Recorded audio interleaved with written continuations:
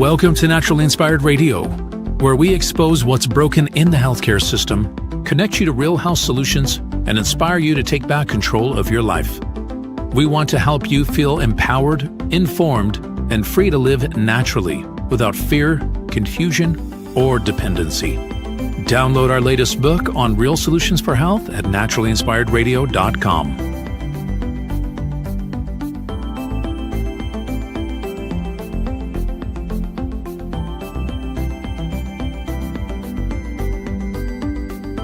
Naturally Inspired Radio is a nationally syndicated show broadcast on over 100 radio stations, online platforms, video channels, and podcast feeds.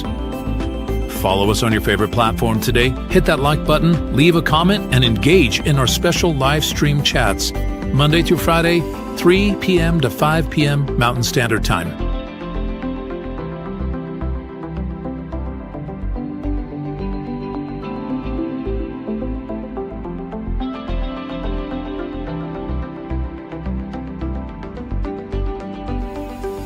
Visit naturallyinspiredradio.com to learn more, register for our weekly giveaway, and explore past episodes. You can also connect directly with Tammy, follow her on all major social media platforms, and discover more about our featured guests and trusted radio partners.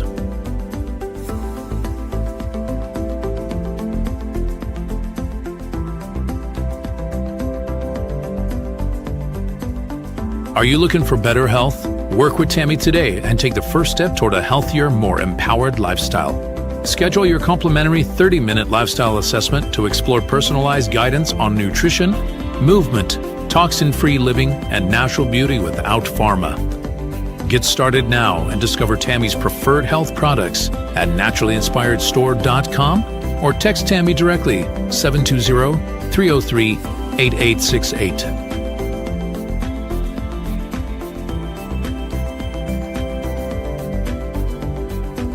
Love the show and want to support the movement? Head over to naturallyinspiredradio.com and click on the support tab.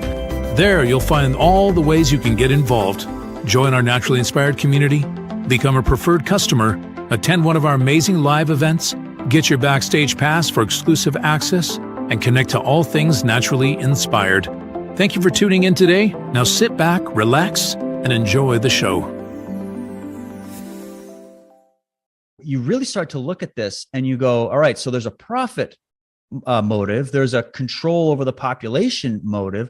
These people are deeply involved in the belief that the earth is overpopulated, and they're the ones that get to make the call as to who goes and who stays. They've got it written in stone in 8-10 languages in Georgia, for crying out loud, what they want. And they have the power, the means, and the influence to do this.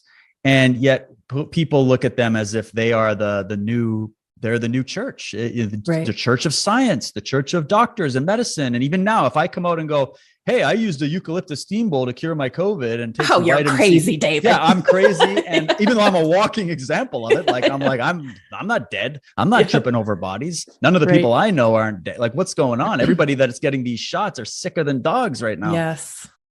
Today on the Naturally Inspired podcast, we have David Whitehead joining us. David is the host of the Truth Warrior podcast and co-host of the Unslaved podcast with Michael Tessarion. He is a full-time independent researcher, journalist, and martial artist, and weaves in philosophy, ancient occult knowledge, history, and consciousness studies into his work.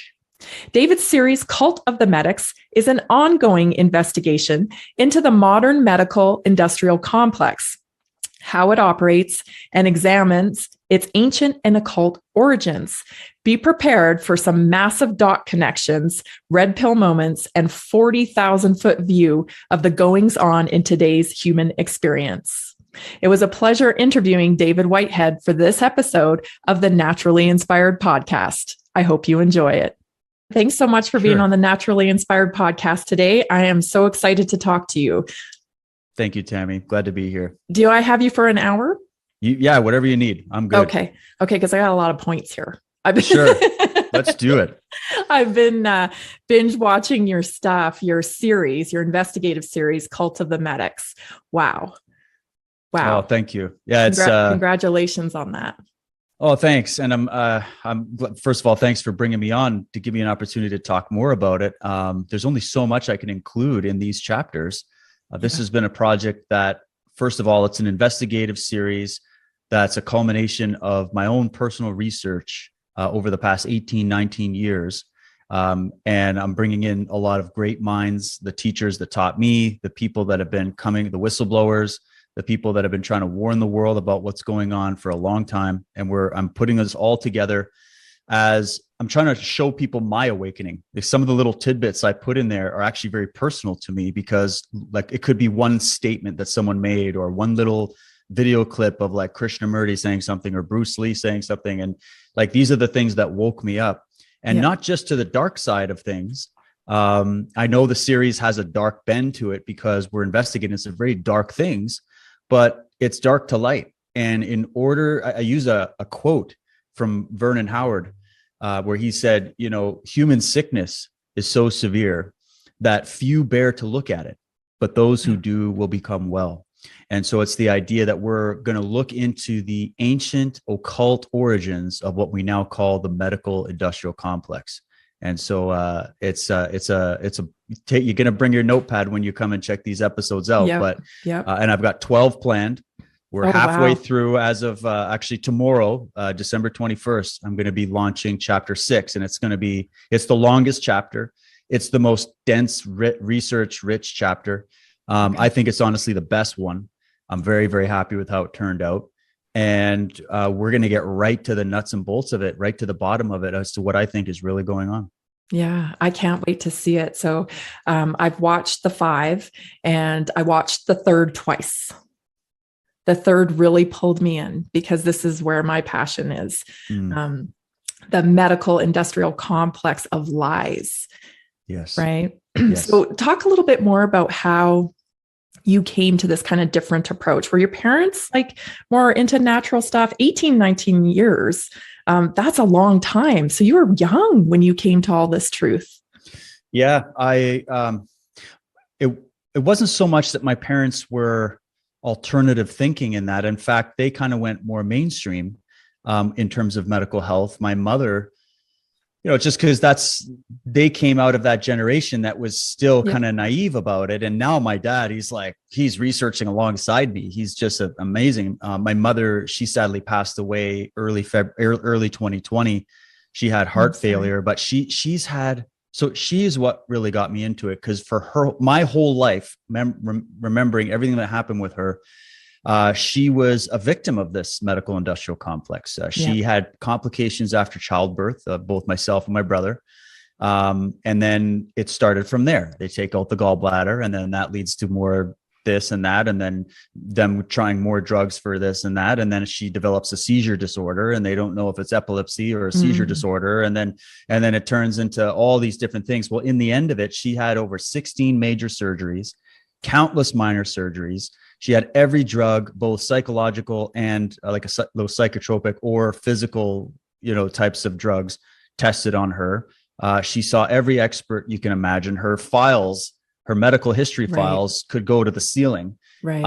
And these guys, no matter where she would go to go consult experts about different problems, which I think were stemming from the drugs and the surgery and the mode that they take, they couldn't figure it out. So she would wait 6 months to go see some expert somewhere. She would drive across the country to go see them, and they see her for 5 minutes and just write her a new prescription. And I saw that go on for years. And I kept asking her, I'm like, why do you keep going to these people? Every time you come back, you're getting worse. You're developing another problem. And then here's a drug. Oh, but then here's a drug to counter the side effects of that drug. And down the rabbit hole we go. So I guess I instinctively knew something was wrong. And because I was very, very traumatized by the fact that my mother was always in the hospital. I mean, I grew up in hospitals. I grew up waiting in emergency rooms. My dad was working shift work. And so we'd end up having to stay at other people's homes, like friends of ours' homes. And that was hard as a kid. So I was always, I guess I was thrown into a traumatic experience right away. Yeah. And then when I started, I just have a very inquisitive mind. I'm very like, what? I have the questions about this. And I started having conversations with my karate sensei as a kid growing up, because he was one of those guys that was like, you don't need those doctors. Anything I can tell you what to fix, you can fix it with diet and exercise and nutrition and all that. That's martial arts for you right there. I'm so glad I had those mentors, right? And that's so side by side to all this research that I just started to naturally go into. I was doing this martial art training and learning about the warrior tradition and philosophy and natural health and all of that. And so I guess I was just a product of where I came from. And then I continued. I went to conferences. I was watching every debate or discussion or whatever at these medical conferences, trying to learn about this stuff. And then at the same time, I start getting introduced to people like Dr. John Coleman, who wrote the book, The Committee of 300, or Professor Anthony Sutton, or Michael Tessarian, who I work with on the Unslaved podcast, and G. Edward Griffin, and so many of these other people that were telling me, it's way bigger than what you think. It's not just a little bit of corruption here and a little bit of corruption there. Right. The whole system is rotten to the core, and here's the history of it. And so, that research, I didn't know what to do with it. Like, I got into researching vaccines, especially, actually, I was researching that heavily even about maybe 4 or 5 years before I had kids. My wife and I did it together. We researched it together. I've personally only had 3 vaccines my entire life. Those were when I was a kid, and I had an allergic reaction. And so my mother told the doctors, nope, you can't give them any more. And yet I'm literally out of all my groups of people that I hang out with, I don't get sick at all. And everybody's always getting sick. So I kind of went, okay, well, how can we, there's got to be better solutions. And lo and behold, you find the Dr. Mendelssohns and Eustace Mullins and so many people that you can learn from about this. And so then I went, okay, in 2018, I was going to create the series Cult of the Medics. I had a whole idea of it. But then something inside me told me to wait. And I'm really glad that I listened to that voice and waited, because as 2020 unfolded, I was going back and forth from the island to LA because I was working with History Channel on a series called The Unexplained with William Shatner. And we were actually doing a show on cults. And I had already previously been doing research on that. And this was about like the Heaven's Gate cults, a lot of these freaky LA cults, right? Jim Jones, etc. And we did this little show, and it was a really cool show. They did a great job, but it's sound bites and it's really quick, and you barely get anything in. So I went, well, I'm going to make my own series. And so this was 2018. So I made a series called Cults of Death and Power. And it's like 4-hour podcasts of me just throwing information at you, like just boom, like, and I went, okay, I got to refine my game here. So, so anyways, 2020 happens. I'm literally in a hotel in Los Angeles watching Tedros come out from the World Health Organization to announce that all the stuff that had been bubbling in the background with China suddenly was now a global pandemic. And then here we go. And I went, well, I know about the World Health Organization. I know who Tedros is. I know who Antonio Gutierrez, the head of the UN, is. I know who these people are, and I know who they work for. And so I immediately went, okay, they've tried this before. We've seen this happen before. The big scare, fear porn, the only way out is a pharmaceutical product, whatever. But they wanted this globally. And I also was doing a lot of shows, talking to professors and whatnot about the slow decay of what's going on in the universities, and the fact that they're trying to bring in Marxist ideology and fascist ideology. And I went, okay, this is their shot across the bow. That's what this pandemic is, because they know they have a limited time to achieve this great reset that they used to just call the New World Order, but now they call it the Great Reset. I guess it sounds better.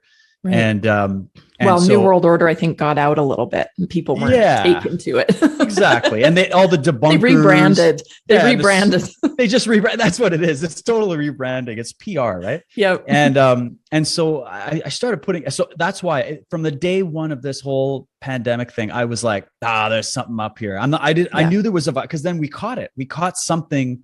My whole family got it. My whole neighborhood got it. Like early February of 2020. And I even spoke to friends of mine that got something like, and what I say got it, I never went and got tested. Right. I just went off the description of the symptoms, which it correspond with flu and pneumonia, but it was different. It was like the body aching, the heaviness of Yes. breathing, the 8 days on the couch, just to no energy. It's kind of like a fake cough too. I kept saying to my husband, Yeah, this isn't a normal cough. This is some kind of weird fake cough. Yes. Okay. So I had something, but then of course the media's, all the fear porn going around with that.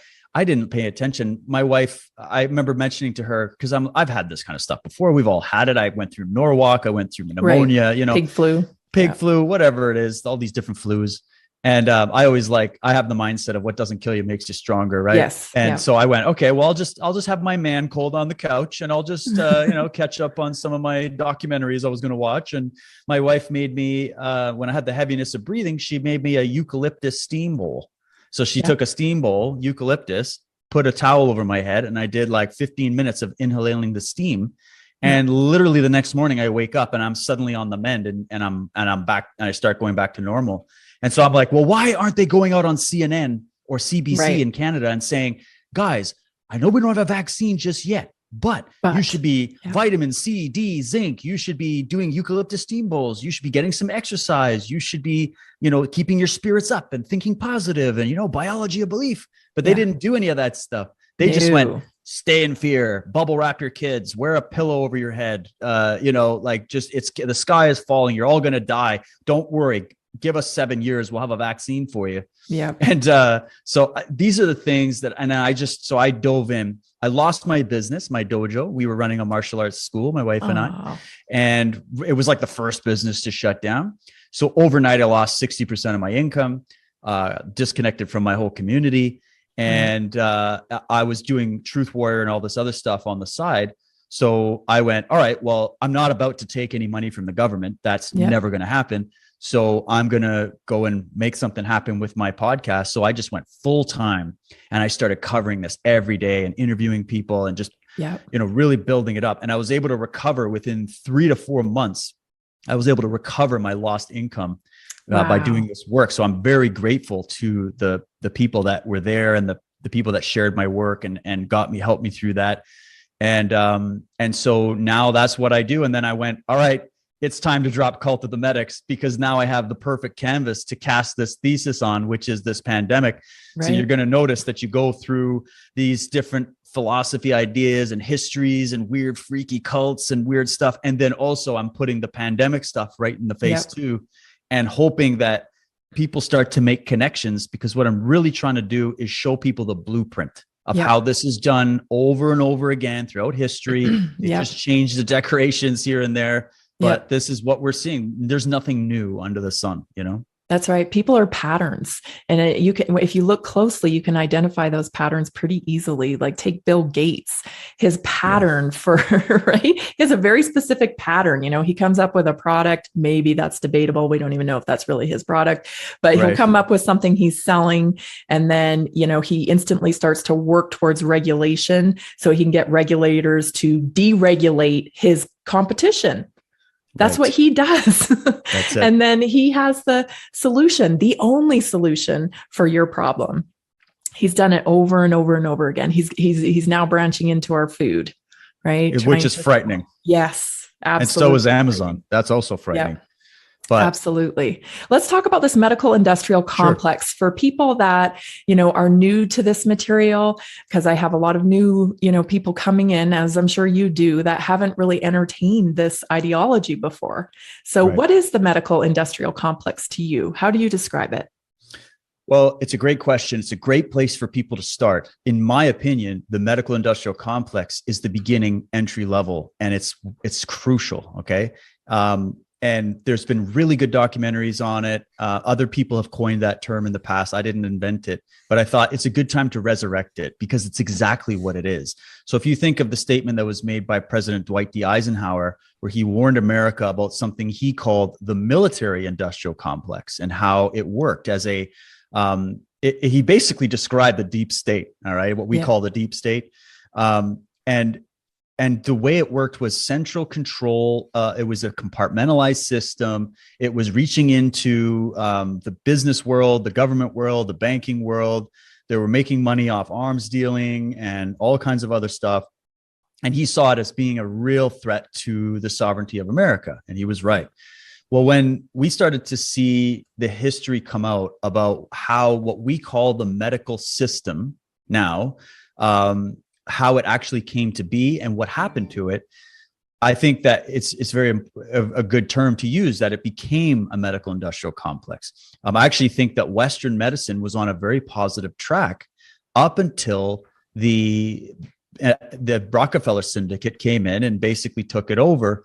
And if you remember the Rockefeller family, they were big in the oil industry. They were the oil monopoly, basically, through Standard Oil and all of that. They have some very, very deep historical connections we could get into, but I don't want to go there yet.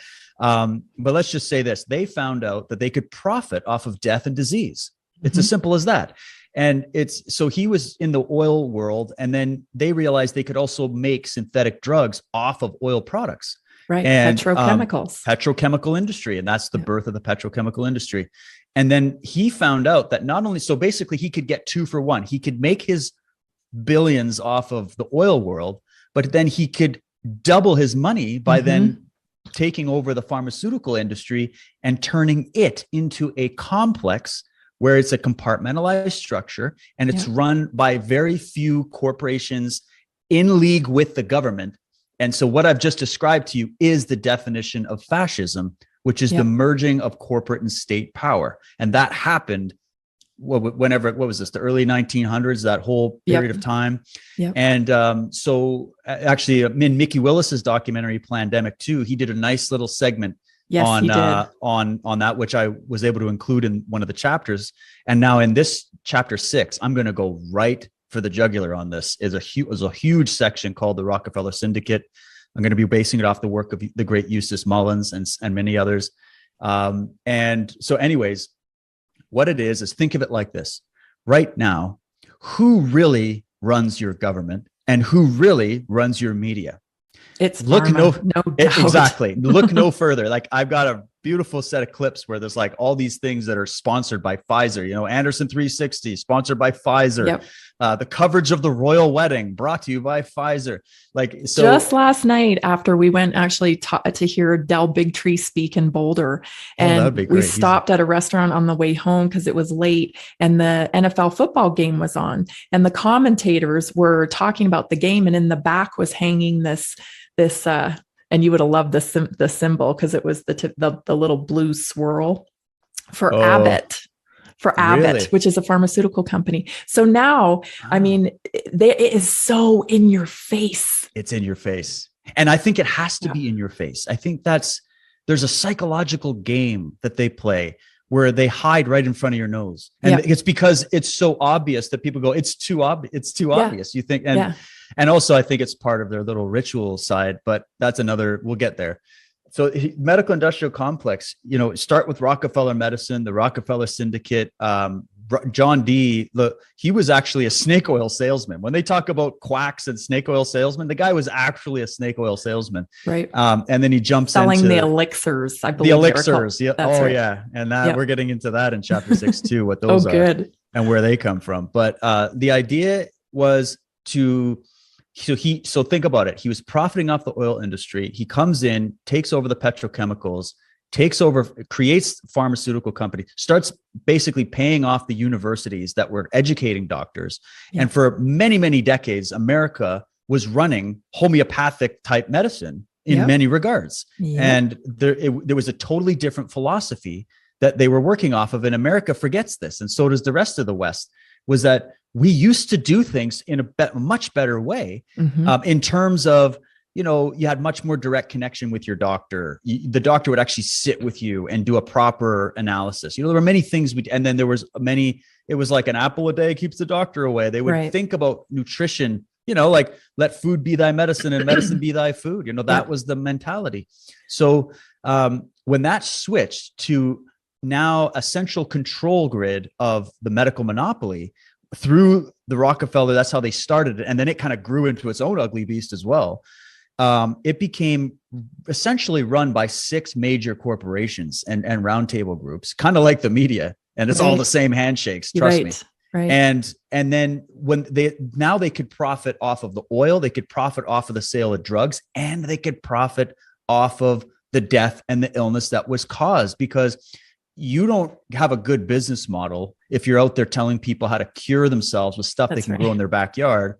That's the spirit of freedom and independence. We don't want that. You need to have people on the hamster wheel of, we are the temple. We are the holy temple of the new priest class that is here to ensure your physical survival. That's our job, right? So you've got the control of that sphere of power, which is the instinct that all human beings have for self-preservation and the fear of death and the fear of disease, which is natural. They know how to weaponize that fear.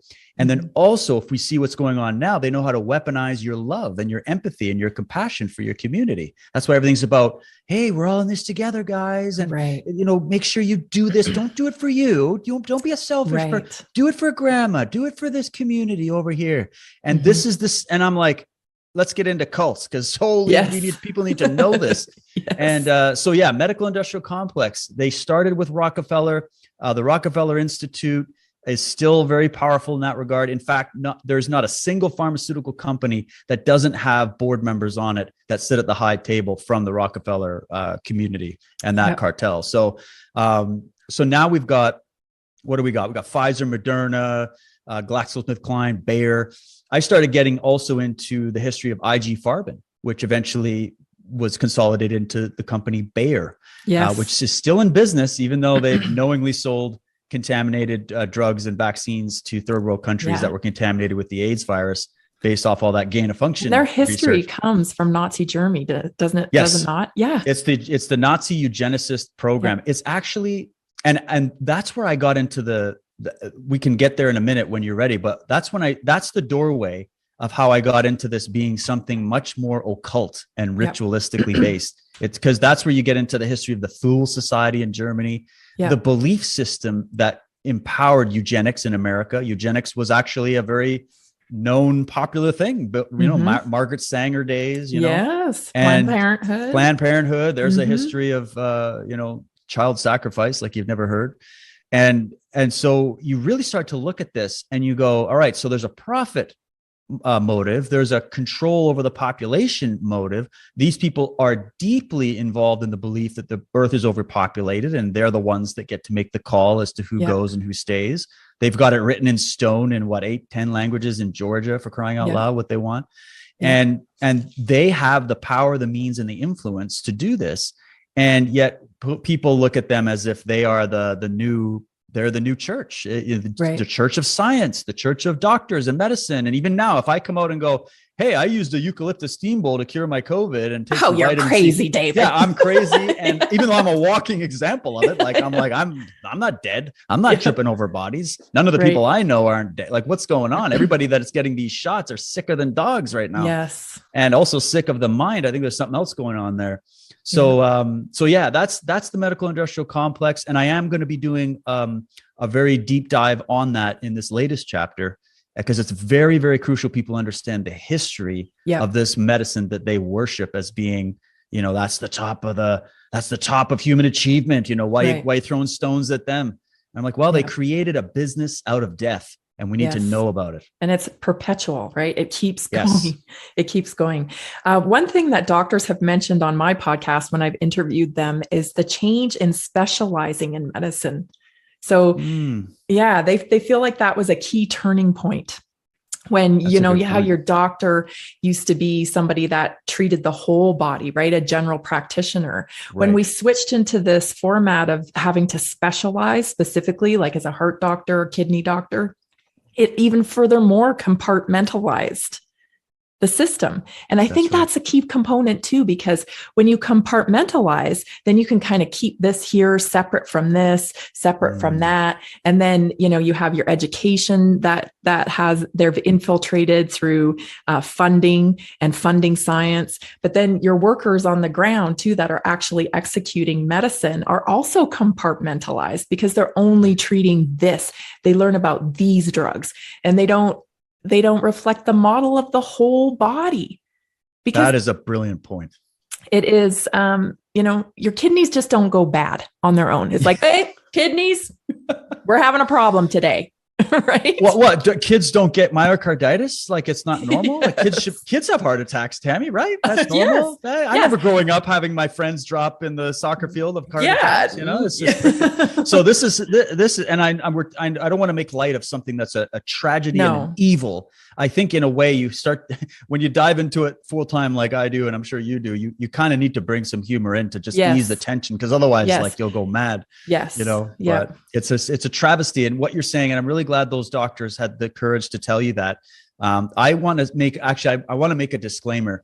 I'm calling this call to the medics. I don't want anybody to think that, and I said this in chapter 1, I hope they made it to the end when I said this, where I'm not indicting every doctor, nurse, practitioner. I'm not as being part of some secret satanic death cult. That's not how I'm seeing it. I see it as a compartmentalized structure. As you just said, that the more compartmentalized it gets, the less people can see the forest from the trees, right? So there's a lot of very well-meaning people that have simply just been indoctrinated into this cult that don't realize they're involved in a cult and don't realize that they're actively involved in basically destruction and altering of humanity. And they don't know that. And they don't, so their intention is not there. So I don't want anybody to get up in arms and think I'm just throwing mud at everybody. I'm going specifically for the top of the pyramid of this compartmentalized system. I'm actually trying to free doctors because I built my work. I built this whole theory off of some of the most top educated, regarded, and respected doctors in the last 60 years that used to be at the top of their field until they come out and they start critiquing big pharma and all this stuff. Then all of a sudden they're the quacks and they got all their names besmudged. Many of these people have been killed. Many of these people have been put in prison. They've been shut down, but they used to be regarded as the top guys. And so I'm coming from people that came from within, think of like the Dr. Thompson, right? Coming out of the CDC, blowing the whistle about the connection between vaccines and a bunch of problem with the autism and all that stuff. Right. And everybody went, no, it can't be. And you go, but wait a minute, like he's coming from the inside. Why is it 1 in 22 now? Like that never happened. And I had about that. Somebody was telling me who's super died in the flesh with this. And they're like, oh no, David, it's not because there's more autism. It's just because we got better at diagnosing it. And I'm like, oh, I was growing up. I didn't see kids. There was nobody in my class. Wall. I'm sorry. It just didn't happen. So just like I knew one kid with asthma. Yeah, exactly. And you'd be like, Johnny, he's got the asthma. Like that's the guy. Don't he's got run the after gray him. Inhaler. Yeah. Let him get you during tag. Just let him get you. Don't run away. But that was like the one guy. And, so something changed. And this is the issue. We have horrible memories, Tammy. We're like goldfish, unfortunately. We kind of have these 30-second memories of history. And it's because of the type of media that we consume every day. It's not even just what we're watching or what they're saying. It's the mechanism behind it that it keeps the brain flicking always. There's never a constant stream of Zen where you can focus your mind. They don't want you to focus. They want bright flashing lights, lots of sound bites, lots of lipstick, make it sexy. And then all of a sudden everybody's like bowing at the altar of this thing. And they have no idea that they were actually implanted with hypnotic suggestions since they were young to respond this way. And, all this basically it sounds very conspiracy theorist, what I'm saying, but here's the thing.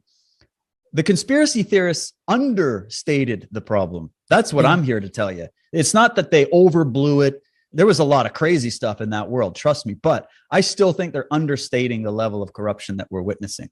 And we're seeing the proof of it in front of our face. Like we were the ones that said, this is going to go well beyond 2 weeks to stop the spread. Oh, yes. Check mark 2 years later. We were the ones that said they will never stop locking down healthy people. They will never stop. They will keep rolling these lockdowns. Here we are.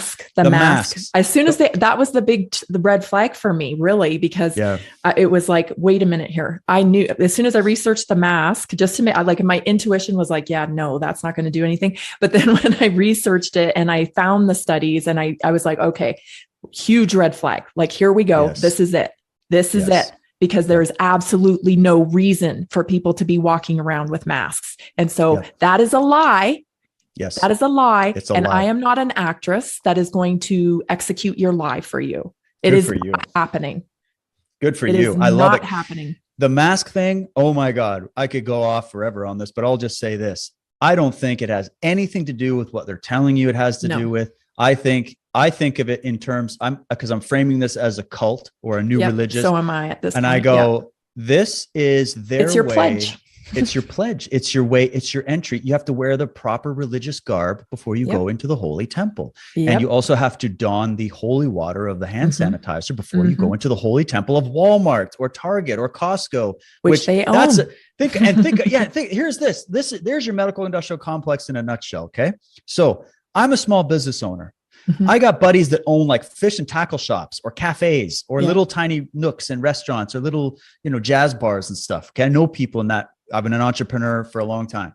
And these people, their businesses are much better suited if this was a real pandemic to deal with that, because they can only have like 10 people max in the place anyways. Right. But they get shut down being told that they're grandma killers if they don't shut their business down and start starving their families and taking the dole from the government, like good little slaves. But yet up the road, Target, Costco, Walmart, here I live in Canada, they actually started shutting down churches because these churches, the Christian movement here was the biggest to resist in the beginning.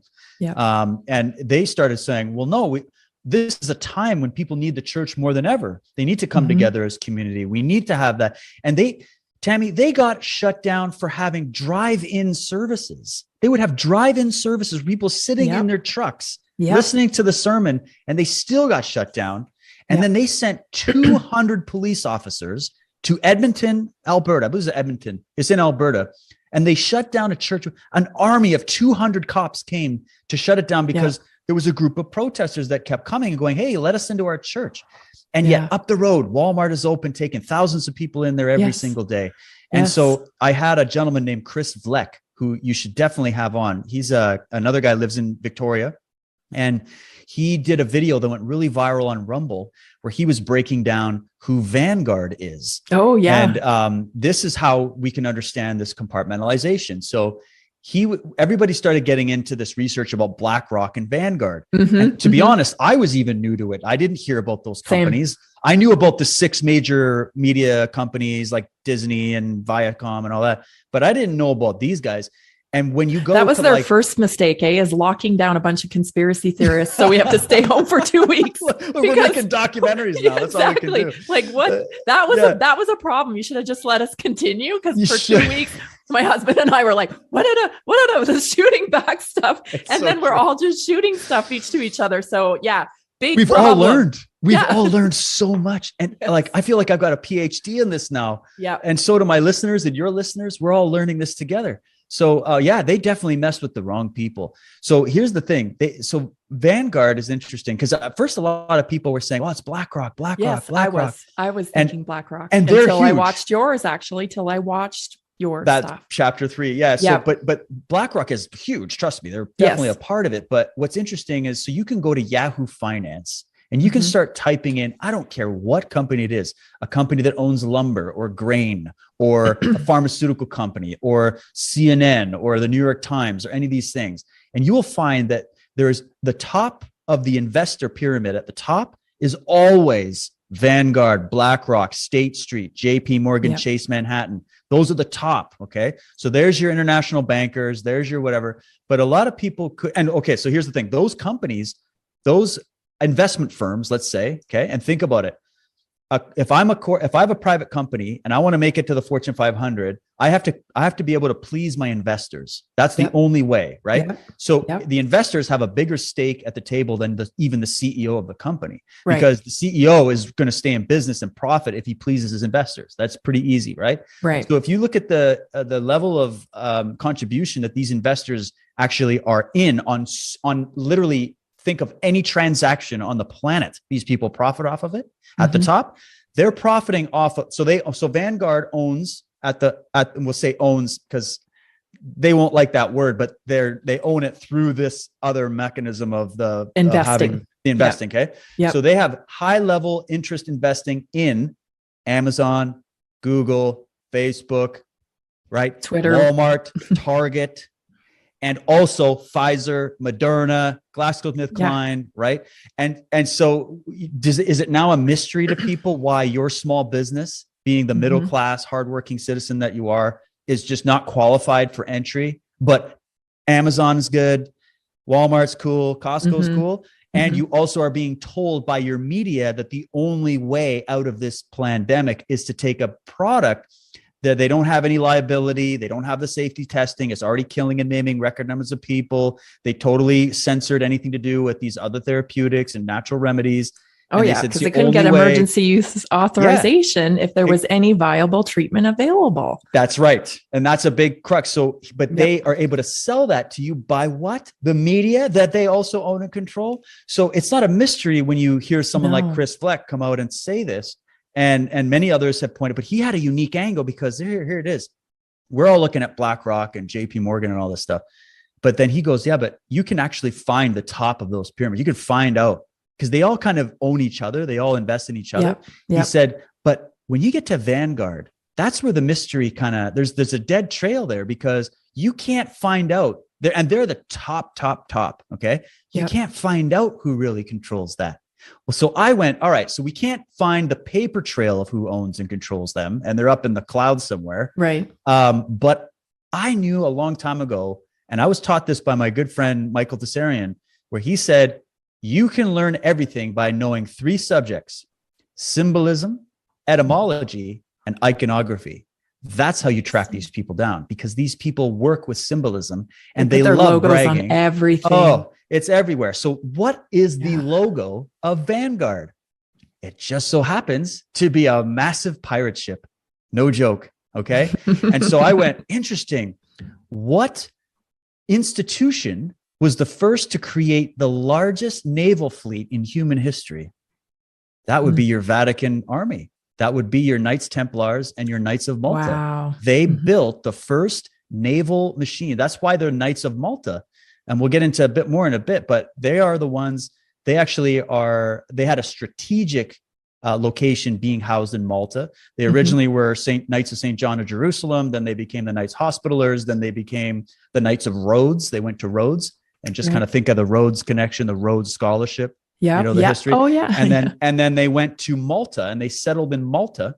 In chapter 6, I'm going to give you a very detailed history of these guys. That we call them the Order of the Alchemists. And they did a lot of deals with like Silesian pirates and many of these groups that they were interfacing with when they went on the Crusades.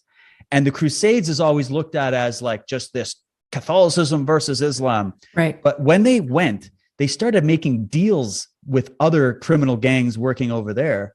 And they started making deals for land and also for knowledge. They learned a lot from these Far East, Middle Eastern groups about not Hermeticism. I wish they did. The alchemy, the alchemical process, and also how to use these different drugs, how to create drugs out of these cocaine plants and everything else. Oh, interesting. And so they basically started to use their shipping trade as their shipping army, I guess, as a way of defending the West, but also doing deals with the enemy. And that's where the traitorous actions is. So there's some stars for the Knights of Malta and the Knights Templar in the beginning days, because they actually saved Western civilization by fending off the invading Islamic forces that were coming in at the time. However, that's not where the story stops. A deep-seated corruption started to set in, because these guys, so the Knights of Malta on their own website say they are a Catholic military order. Oh, wow. Interesting. Because I feel like religion is weaponized. Yes. Right. It's the institutions. This isn't about people's personal faith or belief. It's the middleman. That's what these people always want to be. They want to be the middleman. Yeah. So even with religion, it's you need them in order to talk to God. They're the vicars, right? You got to go to the priest. You can't talk to God yourself. You got to go to them. Yeah. With the medicine, you need them to get healthy. You can't just go grow a herb in your backyard and take some lemon water every day. You don't want that. You got to go to them. They want to be the vicars. So.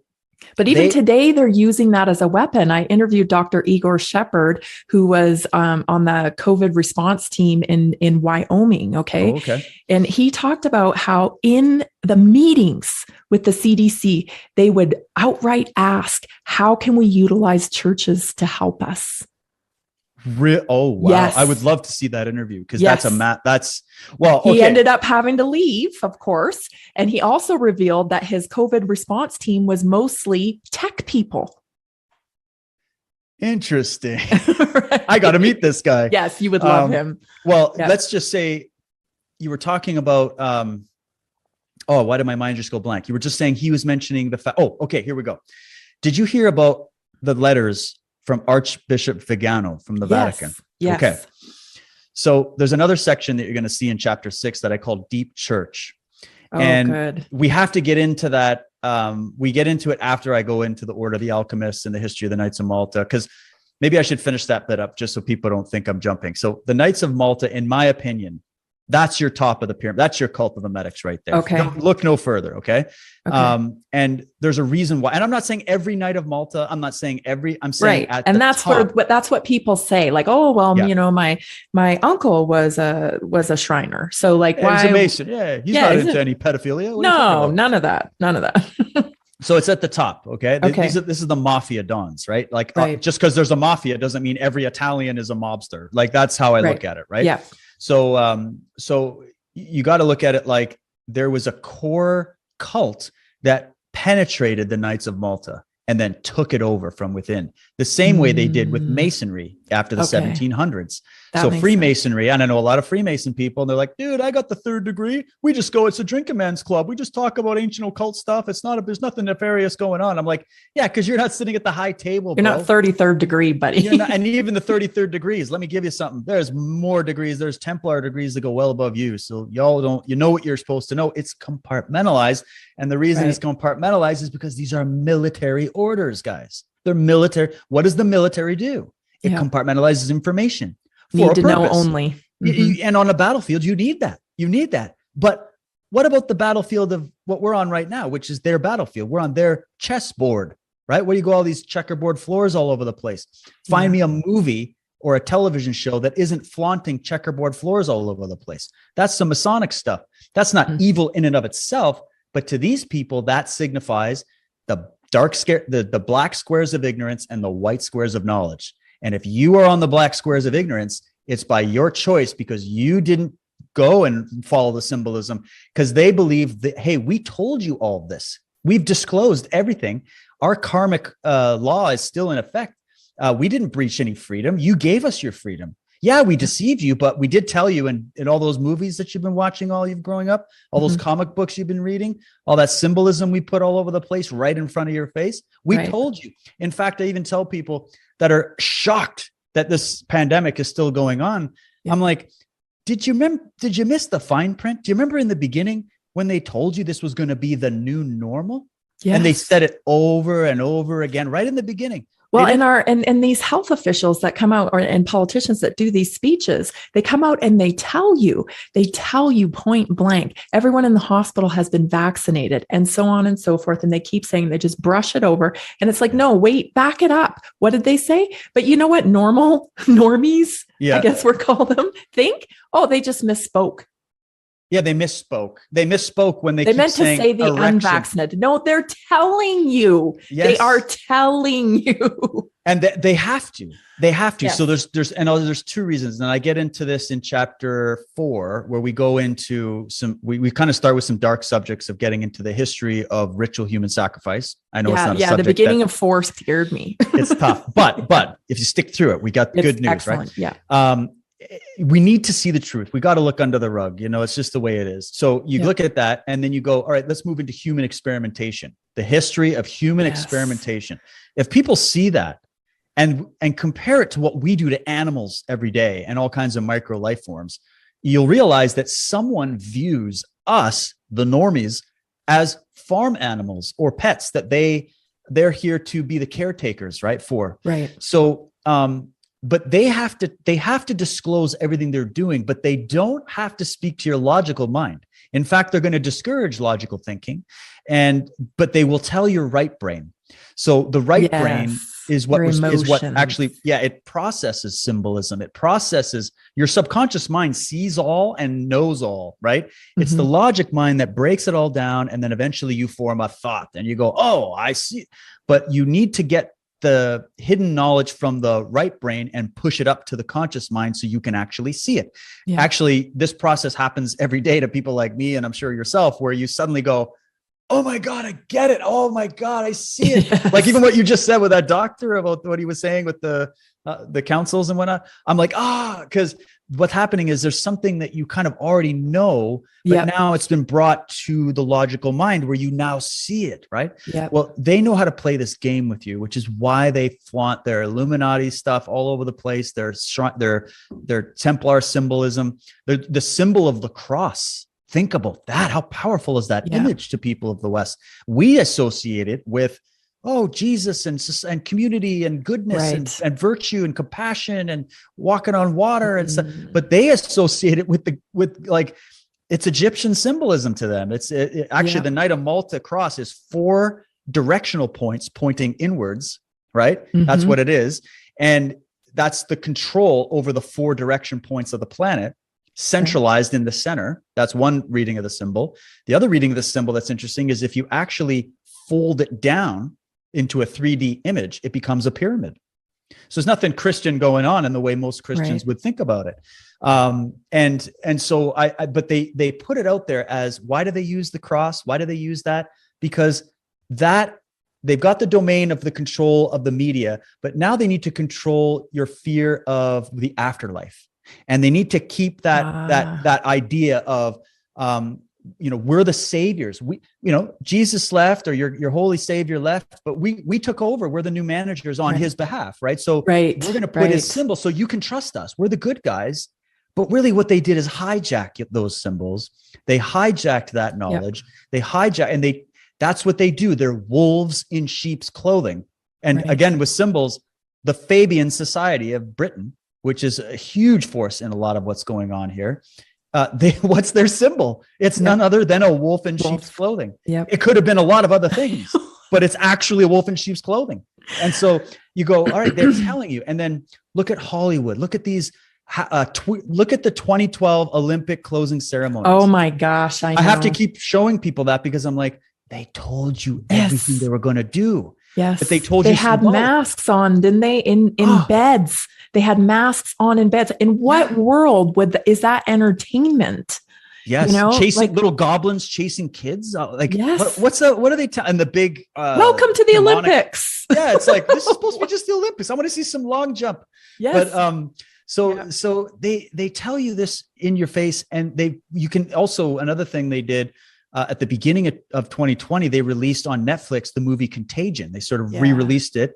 And they also put out that pandemic series that was done by Bill Gates and Barack Obama, of all people. Yeah. And so, they put it to seed the subconscious, to get people thinking along those lines. And then they now on the news starts to become the movie. Have you noticed that? So they start in the movies. And it's all right brain, and people come out of Marvel Avengers and they think they're just watching some entertainment, and they have no idea what they were just shown in those films. I could do a whole thing on the Marvel Avengers series and what they told you, but you come out of that, and all of a sudden it's becoming reality on the television screen. And so they hit you on an emotional, atavistic level with the symbolism of the right brain through the movies, and then they punch you on the other side of the fence with the logical. This is a real pandemic. People are dropping dead in China. Look at them. They're falling over. Right. They're welding people into their homes. This is going to be the worst catastrophe ever. There's going to be millions and millions of bodies in the streets. We got to shut down, la, la, la. And what I think they needed to do was use all of these weapons, because the ultimate goal, Tammy, is to shut down the Western economy.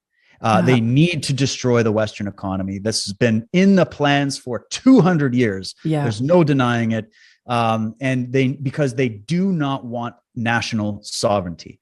And that's where we get into the groups like the Club of Rome. And I do a little bit on that in this upcoming chapter, I want people to hear it from their mouths to your ears. This isn't me speculating or taking people out of context. Right. These are guys in the 70s on film saying, there's too many human beings. We must reduce the population. The best way to do it is with the medical healthcare system.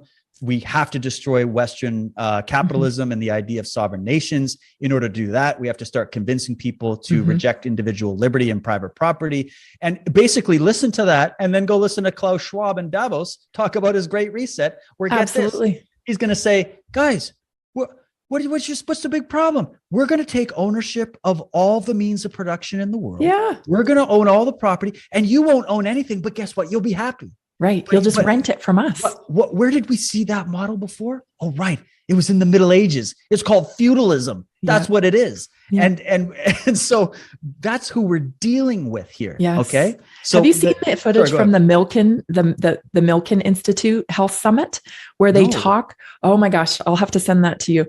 They're sitting on stage, and it's a reporter from New York Times, emceeing this platform with Fauci and all these medical experts, and they talk about how they need to blow up the current vaccine system.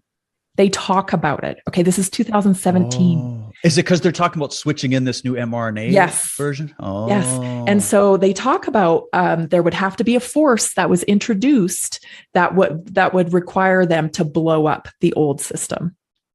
Whoa! Please send me that, Tammy. We got to talk more. Yes, I'll put it in one of the chapters. Actually, my next chapter in probably I don't know when I'll get it done, but I need a little break, and then in the new year I'll get back at it.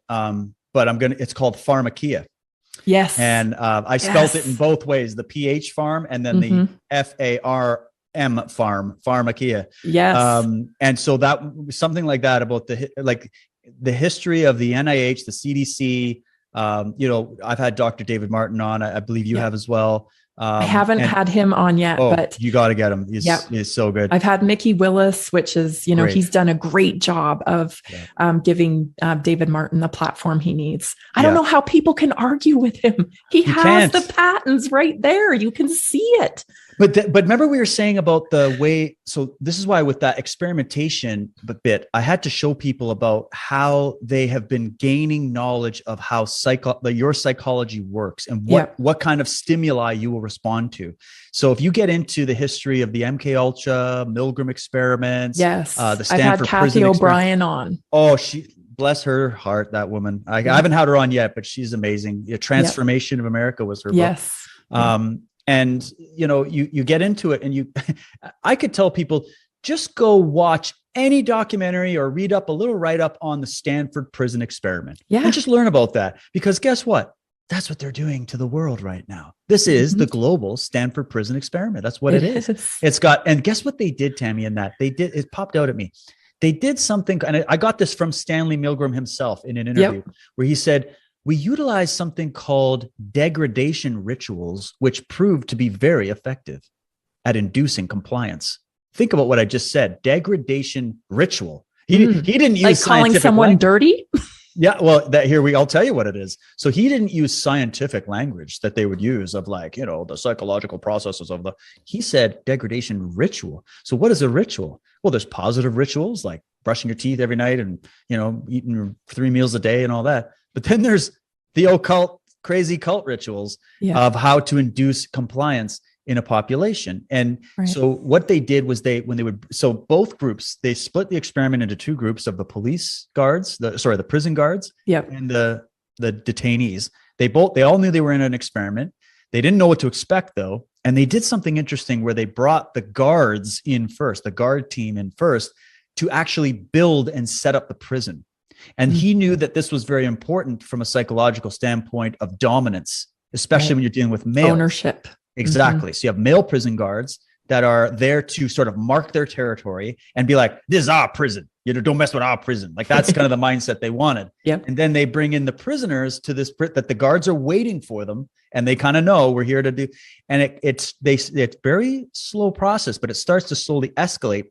And as a prisoner comes in, they have to strip them down. Okay. So you're naked in front of these guards, right? And they always do this. It's vulnerability. It's getting rid of your privacy. I think it's an act of violence. And you strip somebody down because you're not just stripping their physical body down, you're stripping their mind down. Right. And then they spray them with fire hoses. Right. And they delouse them. And I don't even know if they use real delousing. I think they just use like white powder or something. But that tells them you're unclean. You're dirty. Okay. What are we being told that don't comply with this Pfizer jab? You're dirty. What did the church tell us for centuries? You're a dirty, evil sinner. You better get on there and give us your tithing. What did they say about the Jews? What did they say about They're sediment dirty. ghettos, you're dirty, right? Yeah. So you go, all right, so they come in, they bring these guys in, they strip them down psychologically and physically. They then cast the idea that they're unclean and unfit. And then they start putting them in solitary confinement and isolating them from the other prisoners. And that was what Stanley Milgram called the degradation ritual process. Wow. And so what we had happen to us was the same thing. They just went a little bit slower, but that's where it was with just, okay, guys, we just need a little social distancing and maybe right, throw a mask on there, 6 feet specifically of all numbers. And, you know, but don't worry, it'll be over soon. We just got to go over this curve. We just flatten that curve and then you're good to go.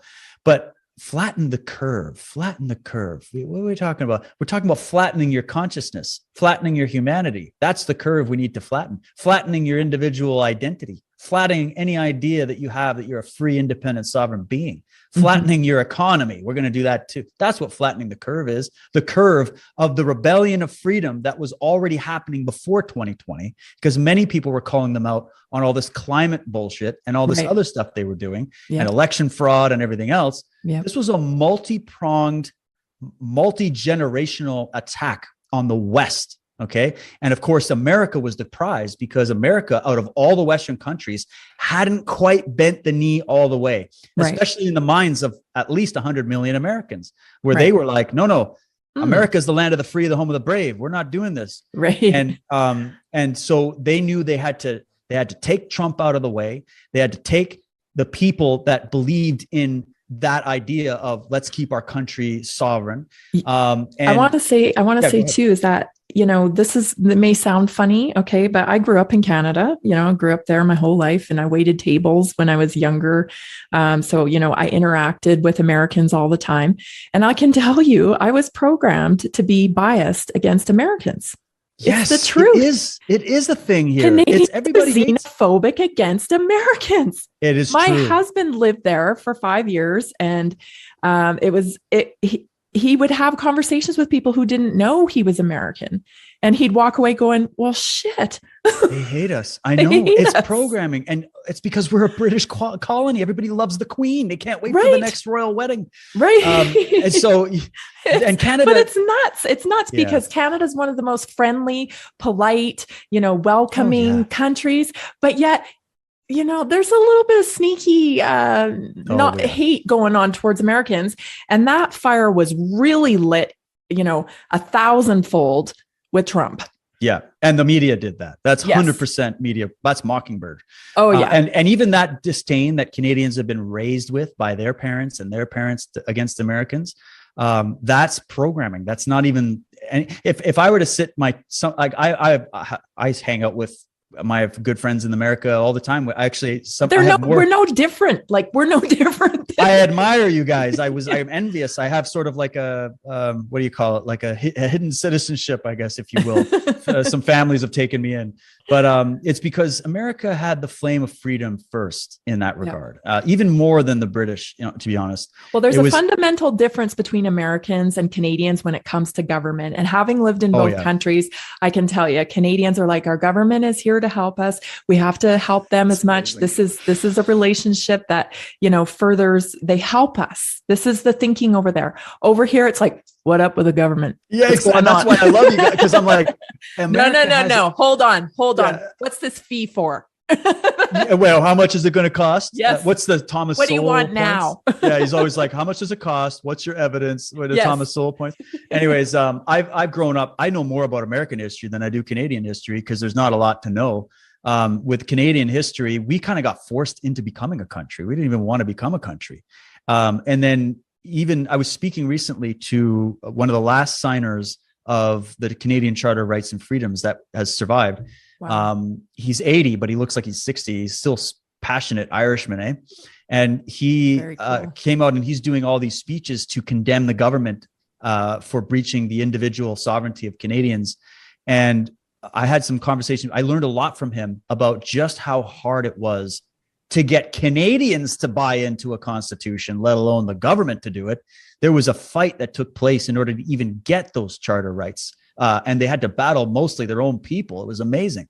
So because the fog is thick here, the programming is thick. And the thing is it's misplaced pride, in my opinion, because, and I know a lot of Canadians would be like, what? But you need to know the truth. You're a British colony. You're owned by the crown, the Vatican, that empire. You're owned by the black nobility families. We're pawns in a game. And with the reason we have a prime minister, or moon star, as we would call it, is that guy is representing the will of the royals. He's not representing the will of the people. He's not ministering on your behalf. It's so disappointing. So they already kind of created this socialist paradigm in Canada for many, many decades. Although I agree with you that most Canadians are great people, but naive and gullible. It's unbelievable. Sadly, although that is changing. There's a massive movement now. I'll tell you this, but in America, you had to fight wars to end slavery. You had to fight wars to win freedom, right? And then yes, America got infiltrated shortly after they won their freedom, but there was that glimmer of hope in the world that something was achieved that had never been achieved before in human history. And it was a glimmer of hope and a glimmer of light for humanity coming out of the Dark Ages, coming out of the Renaissance, and kind of trying to shape the way they think. And for a moment, there was a view that there's something called the individual that has value, that you have the divine right of kings. It's not placed in the throne of the palaces of Europe. It's not placed in the Pope's lap. It's something born within you. Right. And that idea was made manifest in the Declaration of Independence, the Bill of Rights. And even though they're still imperfect, a lot of guys would still say, oh, there's loopholes in there. Yes. Yeah. I would still say, but the idea of it, and actually, I think there was an original constitution, and then the one that America looks at now, that's the altered version of the original concept. Goes back to the 1871 Banking Act and everything else. But maybe even the most important thing is the people's belief in the Constitution. Yes. And that's 100% what I see, is that there was a spirit of America that don't trust your government. They're always out to steal from you. Yep. Look at the history to bear arms. Right to bear arms, right to private property, the right to individual autonomy, the right to bodily autonomy. It was enshrined even in some of these international agreements like the Nuremberg Code and the Geneva Convention and all of that. And for all that to just be thrown under the bus for a 99.x survivability rate virus. Yeah. And for people to be cheering for this. Oh, I know. My God. So sickening. The biggest resistance, we're starting to see a lot of European countries resisting this. They already kind of bent the knee to these globalists a long time ago, but they're starting to realize it. They're really showing up in droves. I don't know if you follow David Icke, but they're out every Saturday, him and Gareth are out. They're lovely. And there's so many good fighters. It gives me hope every day, Tammy. Same. And it's global. And that's what we're seeing, is that what I want to tell Canadians and Americans and Europeans and Africans, I don't care where you come from, we have a common enemy here. Yes. I don't care what side of the political aisle you are, what religion you are, what gender we can sort all that other crap out later. We'll debate that later in peacetime, where we have civil debate and we have, but let's unite the clans. This is my message. Even in the alternative community, all the division that's happening, and this guy's a shill and that guy's a shill. And this I know. You're a misinformation agent. Blah, blah. Oh, God. I think a lot of that's on purpose. Also, a lot of it is the paranoia of the human mind, right? Yeah. But let's bury the hatchets and unite on the front of freedom, truth, and justice as principles. If we get back to those three principles, these guys are done. Okay. Yeah. So I'll tell you this, these guys are all cutthroat psychopaths, and they'll be battling each other one day and then uniting on another day. They're able to bury their hatchets enough to take over this planet and the resources and the economy. Why can't we unite at least to fight them off and win that? Right. That's kind of my message. So I couldn't agree with you more. Last week I had Dr. Peter McCullough on, and his message is very clear, and he has the credentials that, normal people are looking for. Right. So it was a wonderful interview, but I do have to say, there are good people stuck in a bad system, like we've already talked about. And, Dr. McCullough knows nothing about herbs or natural remedies, because his education comes from the system. That's right. And so although I am so happy he's out there speaking about stopping the shots, because that's got to go right now. Like that's got to stop, because people are dying. Children are dying. We could be facing global sterility. Exactly. There's so much at stake here. So yes, please, we need this man. Thank you so much for doing that. But we can work out the other stuff later, because you're still pushing big pharma. Yeah, well, that's it. And I'm glad you brought it up, because I feel the same way. And what I tend to do is I promote these guys to say, hey, can you imagine a doctor in this position, raised the way he was, trained the way he was, to find the courage to stand up to literally the biggest mafia in the world, the pharmaceutical industry. And so I go, okay, I'm throwing them some stars for doing that, because we need them. Because you're right. People need to hear it from a white coat. Yep. So let the white coats come out in that regard. But then if you want to take it to the next level, go listen to Dr. Robert Mendelsohn. You need to look no further. Confessions of a Medical Heretic. Dr. Peter McCullough should look into this gentleman's research and his work. And understand that we've been hoodwinked for the last 200 years when it comes to this system. But we don't need Dr. Peter McCullough to fight that fight. We need him fighting that fight. And then it's our job, Tammy, you and me and the people listening, to say, okay, Dr. Peter McCullough is going to take you so far. Now, let me introduce you to all these other great thinkers that can take you the rest of the way and show you the evidence to back it all up. What my final message of this series is going to be, we don't need the cult of emetics. We need good, caring people to be in healthcare and doing good and helping serve, but we don't need this cult. We don't need this mafia empire, monopolistic control. Real scientists, like David Raznick. He came on my podcast, and he really opened my eyes to 40-year career in science. Okay. Imagine working in a corrupt model like that for 40 years, knowing that there's discoveries that you can't bring to the table. Knowing it, right? All these discoveries that have been, the positive spin on this is that we could be actually entering into a new phase of health, right? Where people start understanding their own power, but also that real science can come to the forefront here. And these people like David Raznick can start talking about their discoveries. Right.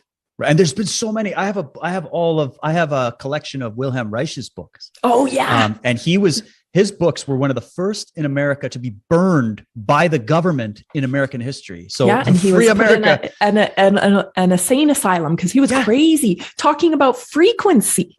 Yeah, how frequency energy. Tesla also talked about that, right? Royal Raymond Rife talked about that. Walter Russell talked about. We've had the thinkers. We don't need to reinvent anything. It's just that. We have to free the thinkers. So I look at like the medical kind of cult actually is born out of the bigger cult, which is the cult of scientism. Okay. That's what people need to start talking about, is science was a way of bringing in rational discussion to thwart that religious church, the dogma of the church that said, anybody that's trying to take sovereignty is a witch, will burn with a stake. Right. Science was there to say, no, let's actually do investigation and use logical thinking and reason and evidence. But that was a method that was supposed to be used. It eventually became what it hated. It became the religious dogma institution that it was originally put in place to combat. Yeah. And actually, those are cozy relationship between those two forces, by the way. And so what it is there's a whole paradigm that needs to be busted, and was busted by great geniuses from the past that came out and challenged the official materialist paradigms that were coming out of science, the Darwinian concepts that were coming out of science, and not all of them, but some of them were definitely problematic. And to say, well, real science should be unfettered. It should be free. It should be a process of finding the truth, and science should be treading on all these controversial subjects and trying to get to the data. But the fact that they've become pigeonholed into having even the studies, when you go to the journals, like I did a little section from Dr. Marcia Angel, who was the former director of the New England Journal of Medicine. She was an editor. She was an editor there for over 2 decades, Tammy. And she came out and she wrote a book that was exposing the fact that all these studies are highly funded by the same people. Yeah. It's loaded with corruption. All the education your doctors are getting from out of school, right through the whole thing, are all built and sponsored and written by the pharmaceutical industry. Yeah. These people are wined and dined, and on we go. So of course you're going to get that sort of that issue in the scientific world and the medical world, where they're never going to let that go, because that's their religion. That's their way of life. They don't, and they've been rewarded for it. Way. Oh, they're the kings of they're the celebrities of the world. Look at that. We used to clap for them at 7 p.m. right? The people that were out there, but now, even though in the thousands and thousands and thousands, they're being laid off and fired for not taking this jab. I don't know how that could happen in a pandemic, by the way. Right. Why you're losing medical staff just because they don't take this. And yet they've been on the front lines for 2 years working right in COVID hotspots, and they're still alive. I had a paramedic from Alberta come on and share her story. I've even had one of Justin Trudeau's snipers, his defense team, come on to expose what's going on. Wow. I'm kind of like, hey, are you free for hire? No, but anyways, I don't want to. But the thing is we have a big problem in the scientific world where there's an arrogance factor and a blind faith factor that they will not admit. And yet greater minds than them have come before. I think the greatest minds came in the past. I think there are great minds now, but they don't even hold a candle to some of the minds that came before to warn the world about these things. And I think it's going to be a transition back into critical thinkers. Yeah, we have to go back out of the dark ages into the light ages again, and that's what the hope is. And so I am happy to see this waking up thing we keep talking about, the awakening. I see it happening in police, in doctors, in nurses, in politicians, in bankers. I'm sure there's even people in the Knights of Malta waking up. We got these Archbishop Viganos coming out, and Father Malachi Martins, and all these guys blowing the whistle about that. So that's going to keep happening. And as that keeps happening, what's the other side going to do? They're going to turn the temperature up, which is what they're doing. So I say this for people that might be in kind of a fear state about what's going on. Instead of reacting with fear and shock at the fact that your government is openly committing tyranny at a level that was never imagined, you just realize that's them reacting to the fact that we're waking up, and they're going to become obsolete. Point. So I come at that from the martial artist perspective of combat. Okay. And we are in combat. Yeah. So it's a good metaphor that if I'm training somebody for a competition, I'm training them, make sure you hit certain targets so that you can weaken the opponent and force them to open their attack more so that you can counter effectively. So the minute those guys are moving out of their disciplined stances and their targeted approach and start winging big shots, that's because you hurt them. You hurt them. That's why they're getting sloppy. So it's scary because they're throwing big bombs at you, right? Yeah. But if you somebody got arrested in New York yesterday for not wearing a mask in Panera. Oh, really? Yeah. No vaccine pass and not having a mask and arrested. He's a hero, whoever got arrested. Absolutely. But here's the thing, when they're amping it up. You're absolutely right. They're amping it up. Yeah. They're talking openly about having gulags in Canada. They already got them. They're taking over the Westin hotel chain and turning it into little quarantine camps and shit, and you go, all right, they're open, but they're doing that. Let me say this. If they got their target, profit margins from this shot, we wouldn't have to worry about it. The fact, and they're out there going, oh, it's 90% vaccinated. We need it to be 100%. It's like, really? One case is too many. One case is too many. You'll never have COVID zero. It's never going to happen. But it's never about what they're saying. It's like the statement they made about the Vietnam War. It was never meant to be won, only sustained. That was the point of that one, because everybody's making money behind the scenes, right? Right. So, so you go, all right, when they start opening up bigger and coming harder, that's a sign you've hurt them. That's the only, because if they were really in power, they wouldn't need to censor us, Tammy. If they were really in power, they wouldn't need to start saying, because they went really quickly, didn't they? From trying to sell you and motivate you. Give some free beer. A Coors Light is going to give you a free beer for a year. If you they went from the carrot to the stick pretty damn fast. Carrot to the stick. And that, but what does that tell you? People will go, oh my God, the sky's falling. I'm like, yeah, the sky's falling for them. So it's scary right now, but have hope that when I look at the trajectories of history of how these empires have been taken down. And you can see the signs of their demise too, right? Everybody's talking about the signs of the demise of a free society. Yeah, but you can also find how these guys start to fail over time. And what happens is they have to come out of the shadows. This is something David Icke's talked about a lot, where there's going to come a time. He said this in the 90s. I know. He said, I know. There's going to come a time where they're going to come out of the shadows and they're going to be, they'll have to be more obvious about the agenda. Well, that's the time we're living in right now. So that means we're coming to end game, right? Mm-hmm. And there's two trains racing to the finish line. One is the Great Reset and one is the Great Awakening. Yep. And I'm rooting for the Great Awakening. And I know everybody is too. And too. I think that we're at a point where we're not going to wake up the normies anymore. That time's coming. I mean, I'm always holding out, but there's the people that are just, it's calcified in their brains. Well, it's too frightening to admit, because once you admit it, you have to act.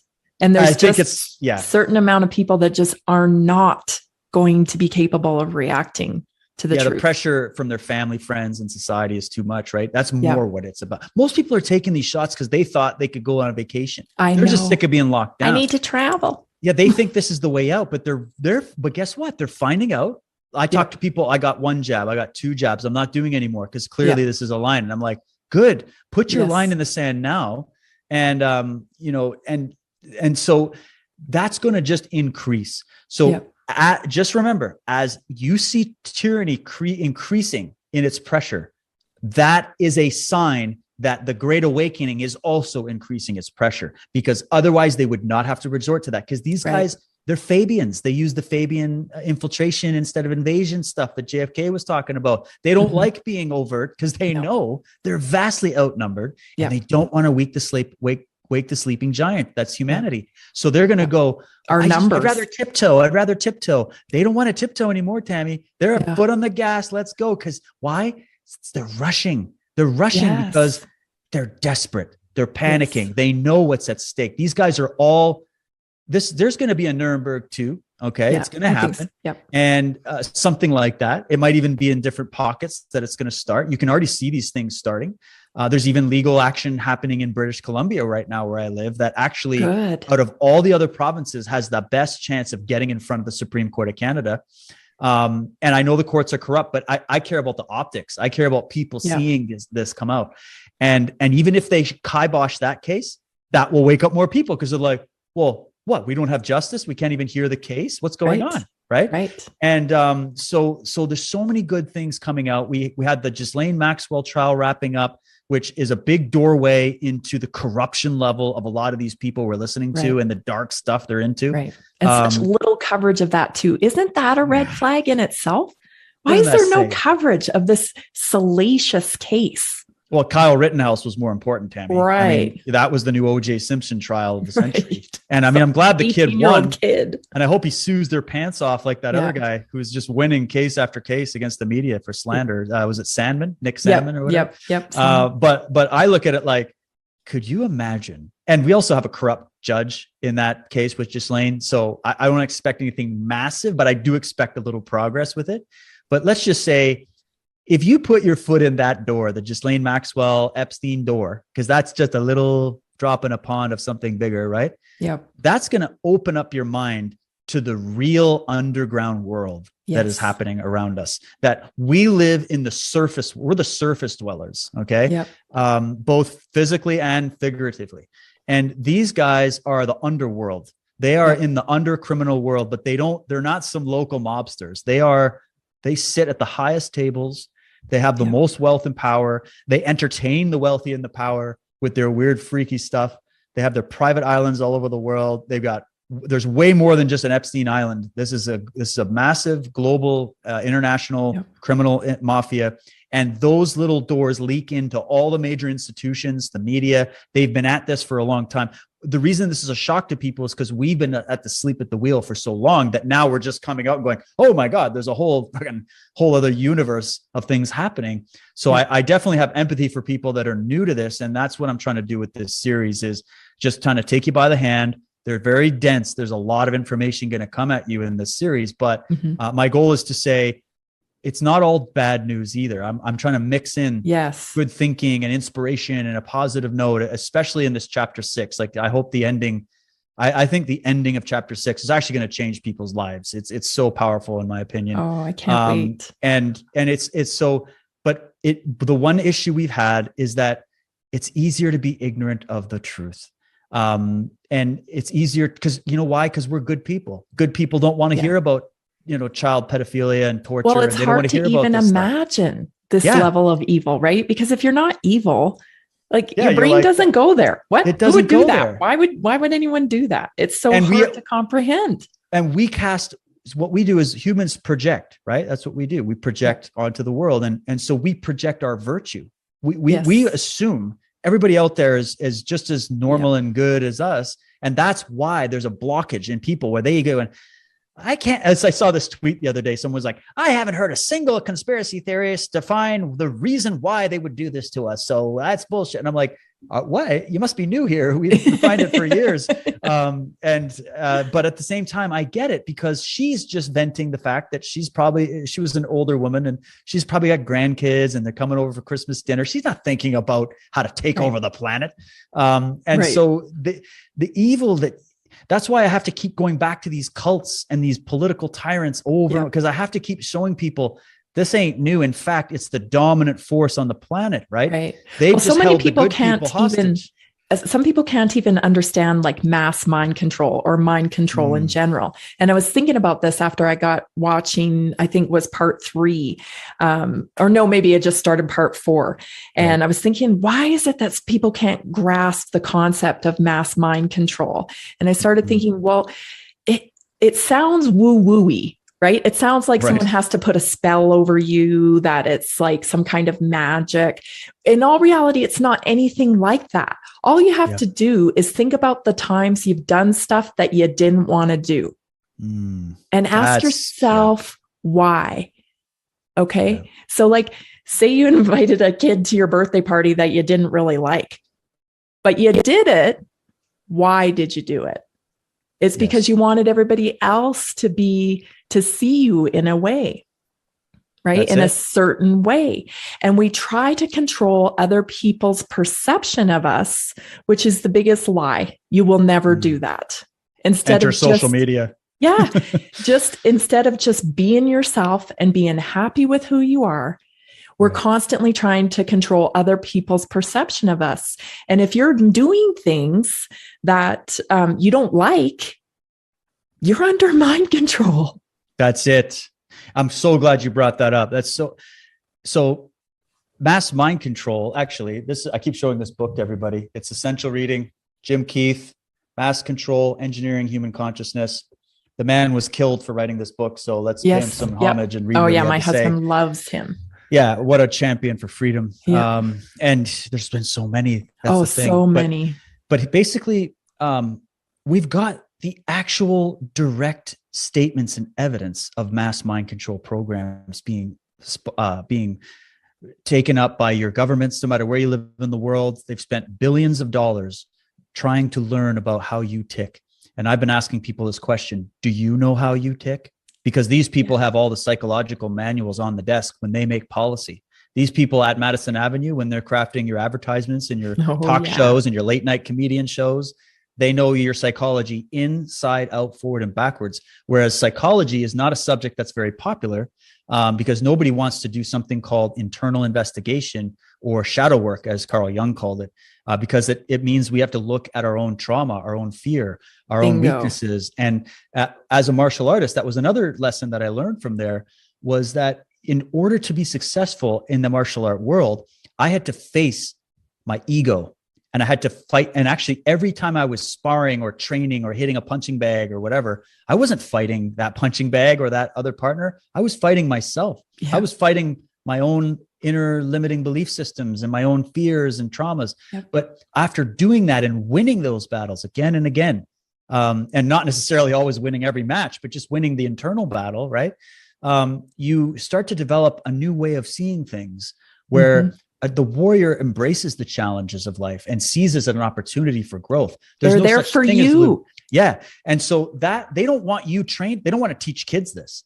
That's why they're hyper. They're getting rid of any kind of boys are not allowed to wrestle and scruff around anymore. Oh, yeah. Don't touch anybody. Everybody sit there. Toxic masculinity. Toxic masculinity. Yeah. It's like the world could use some toxic masculinity No now. kidding. Bring back the William Wallaces and the Vlad the Impalers. But you go, all right, mass mind control. It's rooted to our tribal instinct of being basically when we came out of the tribal settings, before industrial civilization, everything else, in order for survival to happen, you had to be integral part with the tribe. It was just the way we had to live. And so that's where we get our fear of social shaming. Right. And I even saw an article, Tammy, where they showed, Jenna, what's her name? She was the porn star, but she started talking out against vaccines. Jenny McCarthy. Jenny McCarthy. Okay. They started putting a picture of her. This was when the vaccine conversation first started in 2020. They put an article out there. I don't know if it was a BuzzFeed or one of the big companies, and they put it out, and it's got a picture of her with a bunch of cartoon fingers pointing at her. And they're like, when it comes to anti-vaxxers, shaming works. That was the headline. And I think I popped it in one of the chapters as an image, but it's a good caricature of that, because they know that if they just shame you, your logical brain will leave the building, because that's all it takes. You don't have to think anymore. The only thing people are going to think about is, I don't want to be banned from Christmas dinner. I'm going to go get the jab. It's just the way it is. So they know this. They know that a lot of what we say is a lie. They know where most people are inauthentic. They know they've bred that in you and encouraged it through this social media to, everything's fake. Everything is filters. And actually, speaking of filters, did you ever get into the Snapchat thing back when it was popular, or know much about it? Okay. My wife did it for a bit. This was Snapchat. Was that 2015 ish? Okay. Probably. My kids still use it. Yeah. Well, in the beginning, my wife was saying she would just use it for her and a couple of her friends, and they would just joke around and make these little things. And she showed this to me in like 2018. She goes, Dave, look at these weird filters they have. And it's mask filters, different kinds of face masks. Right. Oh, wow. And I went, and she showed this to me like a couple months ago. And I went, really? And I went and looked it up. And sure enough, they had introduced this feature that went wildly popular of you could don different kinds of masks that look like the face mask everybody's wearing, but you could have different designs or whatever. This was before the pandemic. So talk about what you would call seeding the subconscious or preconditioning the public mind, whatever. Yeah. And you read some Edward Bernays, you'll learn all about how they do that. And they go, the godfather of propaganda. Right. Predictive programming. That's what the CIA would call it. The predictive programming, where they put it out there and you just think, oh, that's a cute little app. La, la, la. And then eventually you don't know why, by auto response, you're actually just going out and wearing the mask without even questioning it. Yeah. And breathing in your own CO2 and your own microbacteria every day. And I'm sure you're familiar with the Denver airport murals. Oh, that. I actually know a guy that Josh Reed, he hosts the Red Pill Project. That guy's just like a walking dictionary of information. And he used to work at the Denver airport, and he actually tried to find the underground base entries and all that stuff.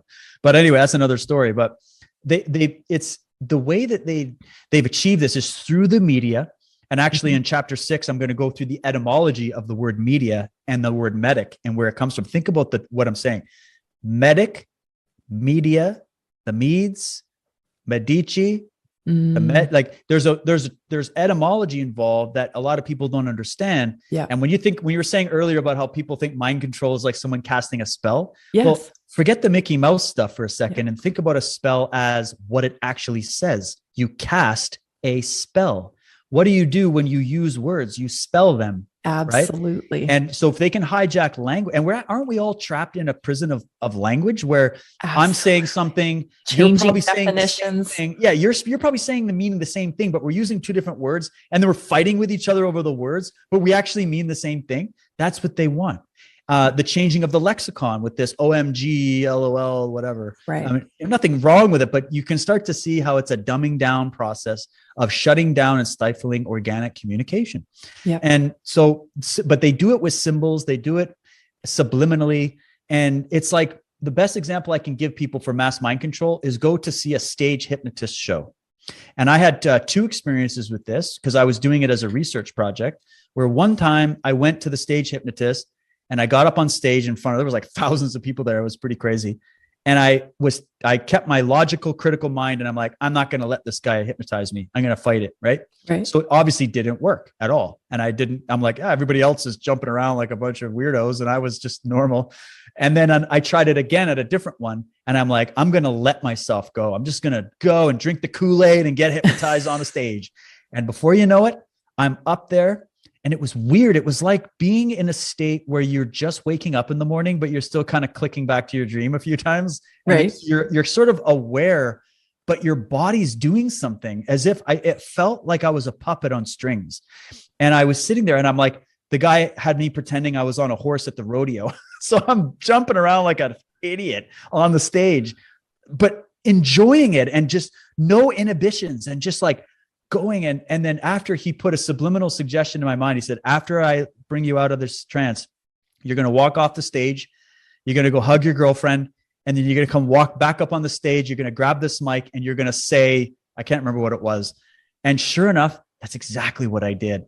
Wow. And what they do is, but they can only hypnotize a willing subject. Right. And there's positive uses for hypnotism, but just think of what they're doing is they're hacking your logical defense system. Yeah. And they're experts at this. So to achieve mass mind control is actually simpler than you might think. There was a really good book I can recommend people look up. It's by a gentleman. It was like early 1900s. His name was Gustave Le Bon. And he wrote a book called The Crowd, A Study of the Popular Mind. So he used the term popular mind in the way that Bernays used the term public mind, right? So they look at the fact that there's these individual units of human beings, but then there's something called the hive mind or the mass mind that when you get, if you think of a baseball game or whatever, or these NASCAR events going on in Texas where people are not dying after, which is really weird, where they all get together and they're all cheering and the energy and they're willing the participants in the thing to win. And everybody's got that energy going high, but it's a unified consciousness that happens in that moment. Or you go to a church or you go to a concert, there's this unification that happens. That could be a good natural thing. But it also is a very good place for them to hijack your brain, because they found in this psychological study that that hive mind that we sort of sacrifice our autonomy to go into that state is a far lower IQ. So when you're an individual and you're thinking critically and you're looking at the crowd going, why are you guys all wearing like, plastic bags over your head? Like, what are you guys doing? That's your individual critical thinking. But then they know how to pull you out of that into the hive mind. And then they program all the inputs of what makes up that hive mind thinking. And then you don't even know what you're being brought into. You just, if you allow the hypnosis to take place, you're in that state. And now you're moving with the herd and the tribe. And that's why I've just told you why collectivism as a political philosophy, and under collectivism, we've got communism, socialism, fascism. It's central control over the hive, one type of thinking for the whole populace. There is no individuality. That is what they do, is they use mass hypnosis to do it. And that's why you're going to see in my Cult of the Medic series, I'm constantly showing you archived footage of everybody just cheering and crying for Mao Zedong and Stalin and Hitler and, Walter Applewhite. And you go, my biggest question, Tammy, when I started doing this cult research wasn't so much about these cult leaders. And everybody had written all this stuff about Charles Manson and how he was such a psychopath. But I'm like, but what about all the cult followers? Who's buying this stuff? Who's drinking the Kool-Aid? Like, that's who I want to know about. Because if think about it, if I start a cult and I'm like, hey guys, I'm going to start this new religion, and I put it out there. If nobody signs up for it, I just have to go home with my tail between my legs and I'm out of business, right? Same with what's going on right now. It is. And so that gives you the solution, doesn't it? Yes. Don't become part of the hypnosis. Resist the Borg. You are an individual, unique soul that was gifted by something higher than you. That's something that is part of you and it's in you. The kingdom of heaven is within, right? Yeah. When you access that, you're invincible, you're indestructible, you're sovereign in that moment. But sovereignty and freedom is never given to you by the world. It's never given to you by the crowd. It's never given to you by the state or the church. Freedom is an inside job. It is something you have to bring from within yourself out to the world. And that's what I learned from these mentors. I was reading the Bruce Lees and Ayn Rands and some of these individual thinkers that were trying to tell people this. And then all they did was get slandered for it. This is so frustrating about watching people go through this process, is because they have the light, they have the power right there, but they don't know they do. That's right. Because they've been lied. They've been told all the power exists out there. It's out there, right? It's in the church. It's in the sky in some dimension somewhere you can't see. Some people are just born with talent. No, do you really think God would have created somebody less than? Think about your own kids. Would you have given one kid more talent than the other kid? No. But there's different strokes, right? There's maybe like individual. I've worked with autistic kids in my martial art practice. Had a few cases, and a very positive effect that the martial art training had with them, by the way. I've also worked with veterans who suffered post-traumatic stress disorder, and I've helped them with that, helped them get off the drugs that they're getting put on, like lithium and whatever. Yep. And what I started to notice was that there were kids who were severely disabled in one way, but stark geniuses at something else. Or I even had a guy come in who had only one leg, and we had to figure out a way I had to read this. It was a great challenge for me. And we did, I worked with them for a while, and we did. There's a guy with one leg that teaches my son. That's awesome. He's been on this podcast. He's an amazing dude. One leg, he calls it nub jujitsu. I love people like this. I love because it shows you that, what did the Oracle of Delphi say? In you is hidden the treasure of treasures. What you seek is not outside. To us. Yeah. That's his purpose. That's his purpose. He's there to inspire you. Yes. That you could have the worst obstacle in front of you, and the spirit that's inside you can overcome it. Yeah. And these people are here from us to learn from. And that's why when we go through these trials, like people go through addiction, abuse, you need to resolve your trauma so that you can bring it all together and model your new life for everyone so that they can heal their trauma. This is the point of life. And they want to play. What we get back to this control system, they want to play on your trauma. Yes. That's why they win. You can never be healed. That's it. You can't be healed from the spirit, because spirit doesn't exist, Tammy. It's a big materialistic, determined universe. So you just have to come to the cult of the medics for everything. And you go, wait a minute. That's not a message of freedom. That's not the message my mentors had. That wasn't the message of the founding of America. That wasn't the pioneering spirit. That's not humanity. That's the Borg. That's the satanic cult. That's what that is. That's mind control. It's to tell people you're not powerful. Absolutely. You need us. You can't be, Excuse me, you don't even know why the damn sun rises every day. And you're going to sit here and tell me you have the entire science and everything worked out medically in my body. And that Fauci knows best, though, Tammy. Is wrong. Okay. Fauci knows best because, he wants to control the sun. He thinks there's too much photosynthesis coming to the planet. He wants to gray out the sun. And so he knows better. Fauci, Bill Gates, they know better than, the divine presence in the universe that has the power to swirl galaxies. Right. Does Fauci have that power? I don't think so. So you guys should sit down and stop lording these degrees over us, because we've caught on to your little scam. Science is a tool.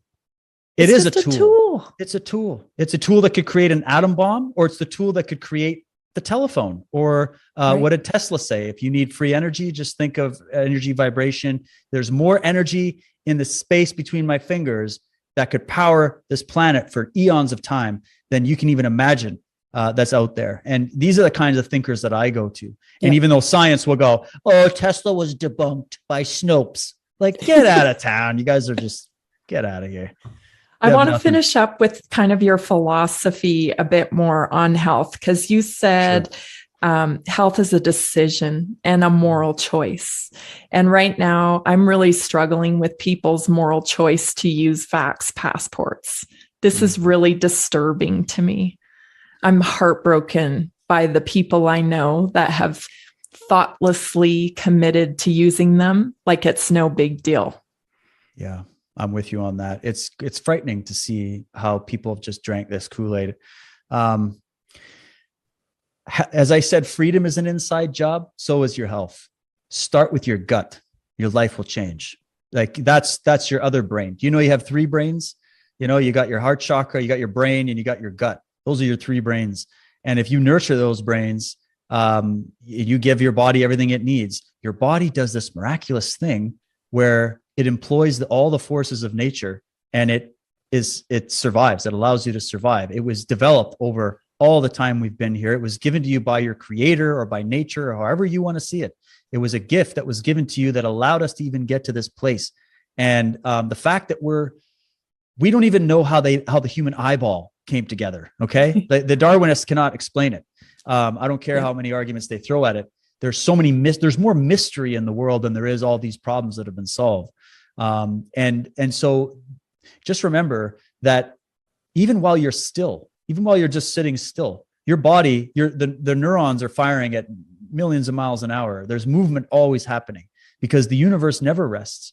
And that nature is within you, and you've been given an immune system that can fight off any bacterial illness, virus, or disease, or cancer if you give it the right fertilized soil, you give it the right sunlight. I'm using it as a metaphor. You're giving it like a plant. If you put a plant in the shade and then don't water it and put it in a bunch of concrete, obviously it's not going anywhere. Okay. Yeah. And that's what they want. They want everybody like that plant so that they can come with their argument to go, see, you need us. We need this polio. Artificial light over top of you. Exactly. And you need these chemicals in you. Chemicals. It's the German system actually of medicine, right? And it came right out of Nazi Germany. Trust me. So, and nothing against Germans, by the way. That's a slight against them. That's just the ideology grew there in that place for some reason. And it came here. And it's the ideology that it's all about intervention. Everything we have to intervene upon. And we need long hospital stays. We need vaccines. We need silver nitrate. We need intubation. We need white coats and maximum sterilization. Like it's not sterile enough. We got to spray those carts at Costco a little more with the bleach, no bacteria.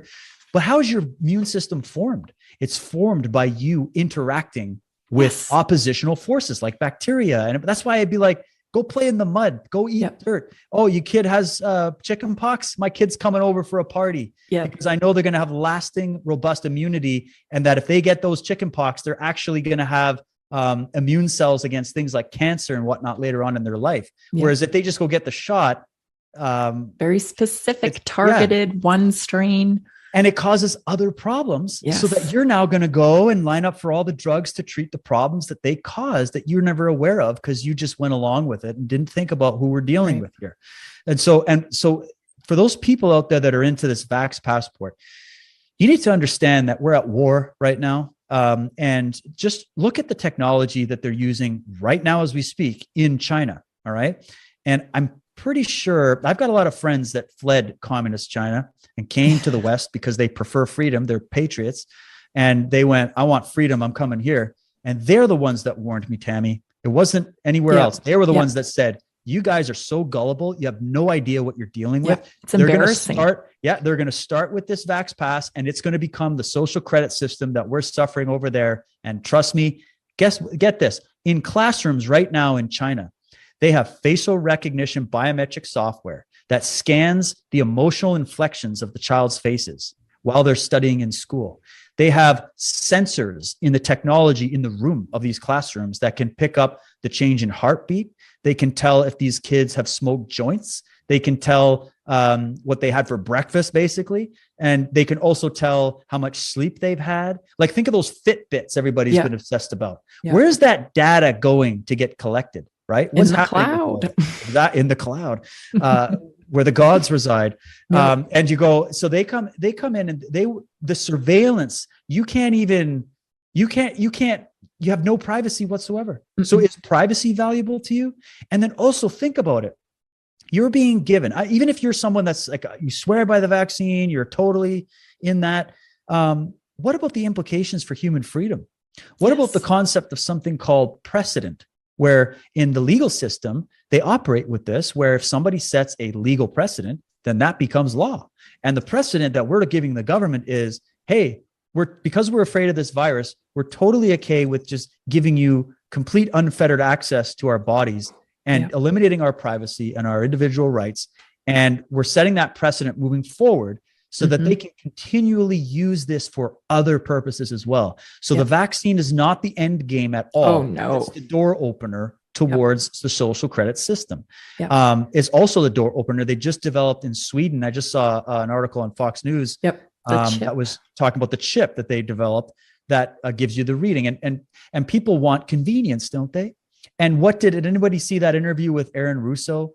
He was on the Alex Jones show back in like 2009 or something before he passed away. He was a producer and he formed a relationship with Nelson Rockefeller and, or one of the Rockefellers. And he was told personally that we were going to see some events happen to change American society, bring in new laws, and that they were going to bring in a chip.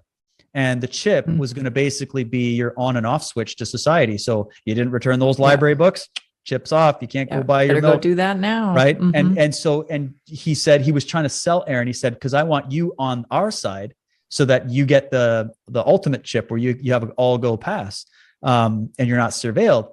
And just I think about thought about that. Yeah. Go watch different chips for different people. Oh yeah, of course. Well, look at here's another thing. If you don't notice that the people telling you to lock yourself in your home, wear 10 masks, take all these shots, don't go to parties, are breaking their own rules constantly. And you don't have a red flag that goes off that the people telling you all this shit that you're believing wholesale aren't even following their own edicts. What does that tell you? That's the old one law for me, but not for thee. That's tyranny. And that also proves that this is crap. They also wouldn't be letting in thousands of migrants through the border unvaccinated, by the way, if this was a pandemic. Let's just put that on the table for a second. Yeah. But here's the thing. They don't want just a little bit of control. They want to micromanage you right down to the cellular genetic level. They want to tell you if you're allowed to have kids. And they don't want you to just have this free choice to say no or yes or no. They want it programmed into you so that you can't refuse. Right. And so the world maybe your SATs aren't high enough, so you don't get to have a baby. No babies for you, that's eugenics, right? Yes. So it's just that we need to see what's happening, see the forest from the trees, zoom out of your fear for a moment and just realize that there's two arguments that could be made. Either Dr. David Martin is right, and they created this scamdemic for the purposes of achieving this kind of power, or you could just go with a simple explanation of they hijacked a pandemic as an opportunity to introduce this kind of new legislation, this kind of new technology, this surveillance, et cetera. And they want to destroy and dismantle Western civilization, and they want to make the world one. What? Not one utopian kumbaya, one leash for many necks, no deviating forces on the chessboard, no competition whatsoever, central control over the means of production. What is that fancy lingo all about? That means central control over all land, all resources, all minerals, and all people. That's what they want. And they won't stop till they get it. And if you think I'm being crazy and I've watched too many episodes of G.I. Joe or something, just go look at the aims of totalitarian movements and the movement of empire throughout history and tell me if I'm wrong in at least being suspicious that none of that went away and it actually is just continued now with all this technology. And I'll finish with this. Aldous Huxley wrote that book, Brave New World. And I highly recommend people go and read that book in particular. I mean, I could say go read 1984, Animal Farm, but honestly, I think that this type of strategy is more based on what Aldous Huxley warned us about how he said there's going to be a pharmacological technotronic dictatorship that's going to be set up in the future. And what they're going to do is, and he said this in the 60s, he said, what they're going to do is they're going to persuade people to give up their freedom, and they will do it willfully. He said, we've devised ways to get people to love their servitude.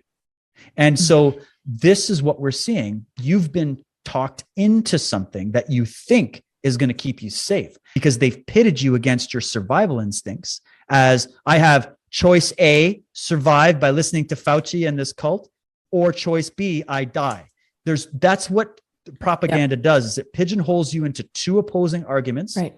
A double bind. You can't, and that's how they think. And that's why when I'm talking to people and they're like, well, the vaccine, I'm like, yeah, but do you know about hydroxychloroquine, ivermectin, basic vitamins? Like, did you hear about that? And they're like, what are you talking about? They think, a lot of people still think there's like a 50% death rate. They won the Nobel Prize. I know. It's been around for 70 years. You can buy it over the counter in South Africa. And what I would say is, what happens if you're wrong? These people, right? People that think that we should follow the government, we should do what we're told. What's the outcome of that? And then contrast that with what we're saying. What's the outcome of what we're saying? What is the risk? You think more people will die of COVID? No, more people will get treatment. Dr. Peter McCullough said. Right. Early treatment. Yep. 85% of those who died could have been saved. And that's what should make you so mad. And they knew it. It's not because this is the other cartoon image that people have of the government. Okay. This is the number one argument you're going to hear. The government's incompetent. They're just a bunch of fools and idiots. They don't know what they're doing. They're just incompetent. I always look at people and I'm like, really? They're pretty competent at taking your freedom, plundering your economy, taxing you to death, keeping you completely controlled. They're competent. All right. They know exactly what they're doing. Yeah. I know a lot of them are puppets and their IQ isn't anything above room temperature, but they're smart enough to know how to do that. It's just that you were under the illusion that they were working in your best interests. You view them as incompetent because they're not achieving what you thought they would achieve. But the reason we keep going, no matter who you vote for, you get the same dictator in there, is because we keep believing falsely that all these guys are coming in to save us, when in fact they're paid off and they have allegiances elsewhere. That's right. And they know exactly what they're doing. Yeah. Trust me. It's not. You're measuring by the wrong goal. There it is. There it is. So with what you were saying there, it's so important because I'm getting people that roll their eyes at me, Tammy, when I bring up the freedom argument. And it's shocking because I'm like, oh, there's something you're to be mocking afraid of. freedom now? You're mocking freedom. How spoiled of a Westerner do you have to be to mock freedom? That's it. And it's based in fear, isn't it? Because was it Franklin or someone that said it? If you exchange liberty for security, you'll have neither. Right?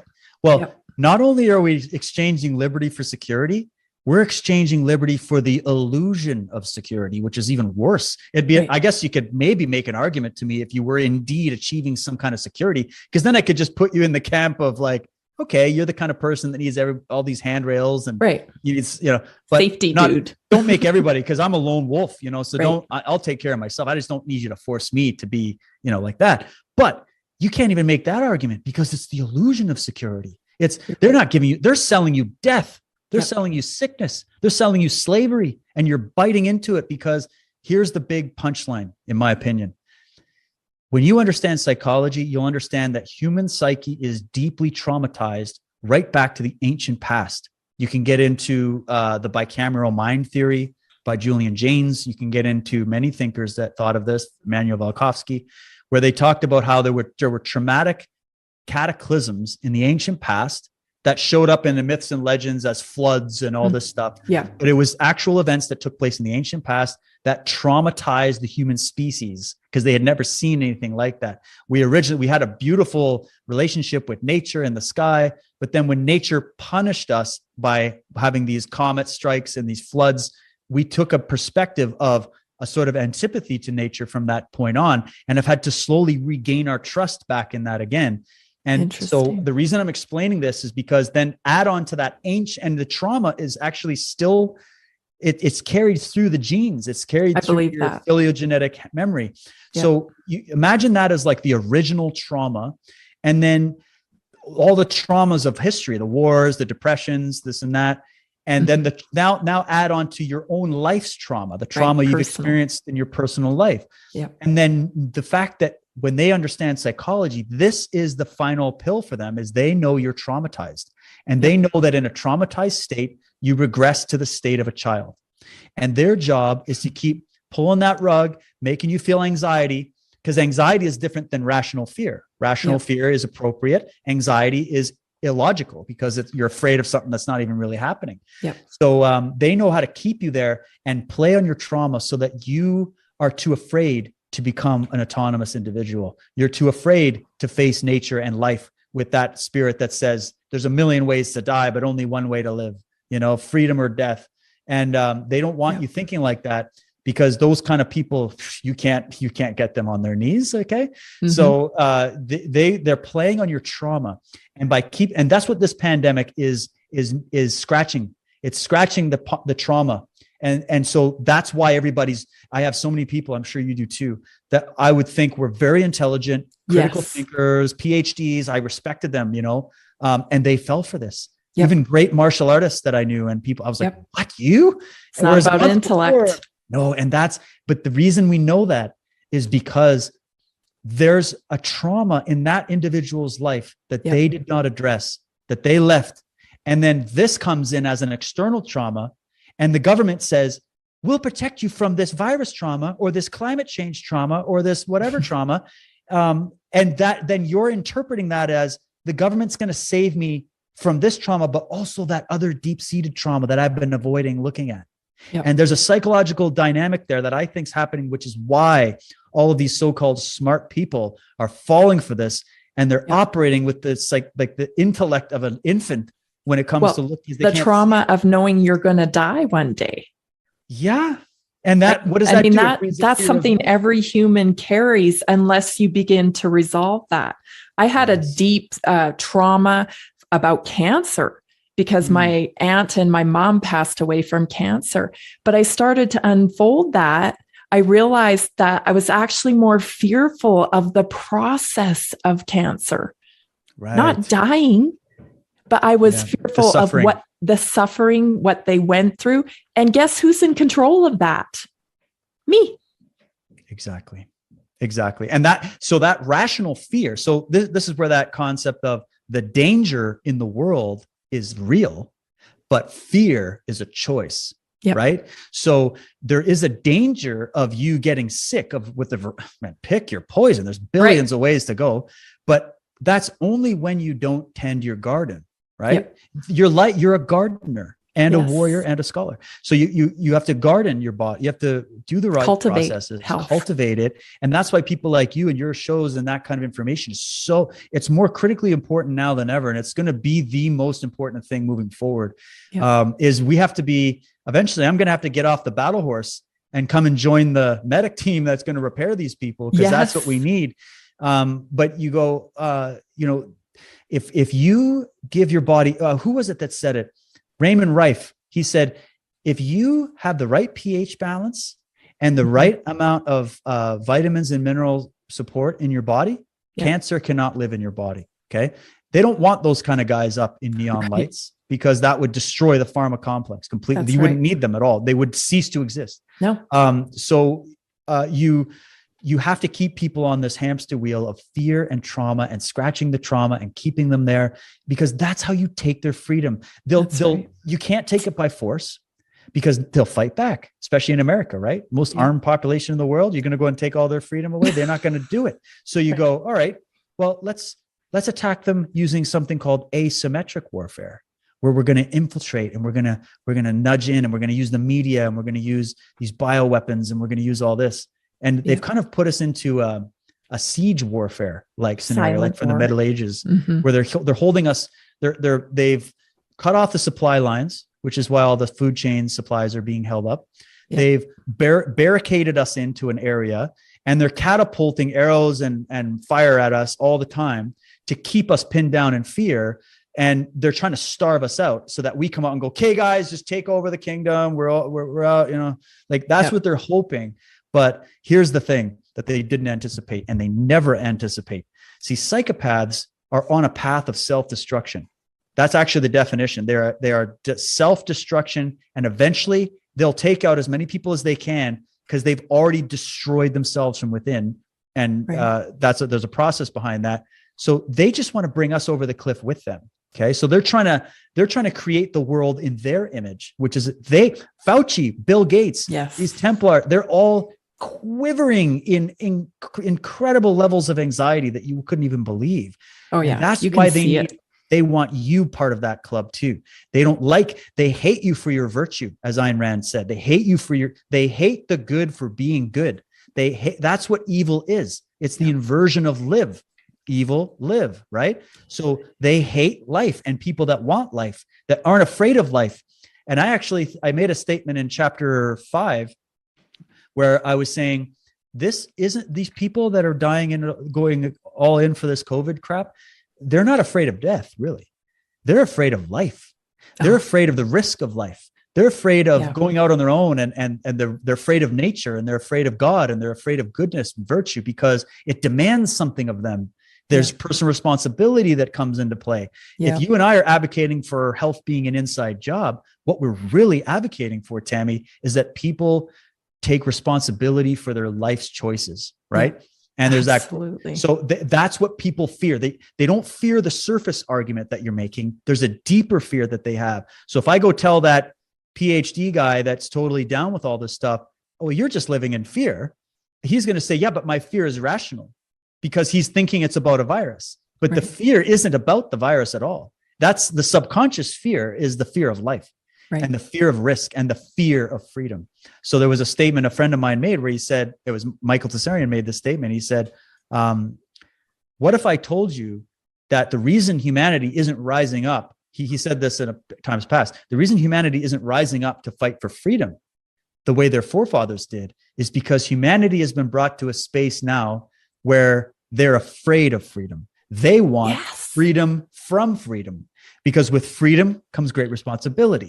And that's too much for people to handle. So that's the people I'm challenging anybody out there that's a total, into this COVID fear. And you think the virus the virus only strikes at standing height, apparently, when you sit down in a restaurant, it's good. Well, if you bought into that, I'm challenging you right now. Please fact check me on this. You're not afraid of the virus at all. You're afraid of life. You're afraid of freedom. That's the truth. You're afraid of nature. You're afraid of God. You're afraid of the good. And so let's just stop playing around. Let's stop bandying through the bushes here. Mm-hmm. You're not afraid of the virus. You're afraid of something else. And we know it. And they know it. And so come over to our side and we will show you the great minds and geniuses that can help prepare that trauma and help prepare any health issues that you have. Like, why is everybody so immunocompromised, Tammy? Why is that even a factor? Right? Who even heard of immunocompromise when we were kids?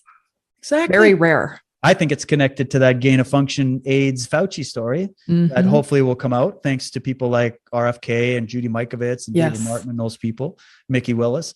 But either way, I think that if we change our approach from always trying to treat disease and from an external thing where it's too late, like it's separate from us. Yeah. Instead of living healthy lives, and health means your body's your temple. So you have a body, you have a mind, and you have a soul. Yeah. I believe you do.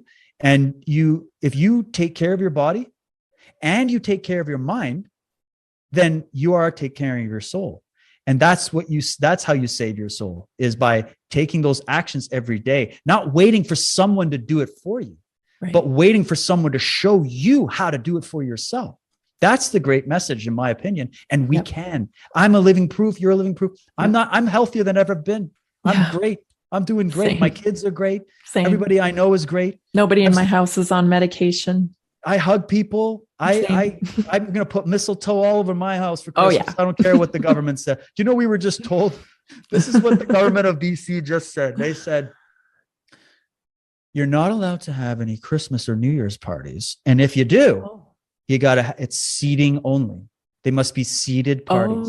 No standing, no mingling, no hugging, no dancing. And also, you can't sing because the singing, there's, you're going to got COVID. You're going to have COVID all over, right? So basically, I'm like, what kind of a party? And look at these health. Oh man, I'm in so much trouble. I was in a party at Saturday night and there was all kinds of singing. Right. But these health ministers, look at them. They're like the death ministers. Yeah. They look like they're going to drop dead any exactly. second. This person, Dr. Exactly. Dr. I Tam know. in Canada, she's never been to a party in her life.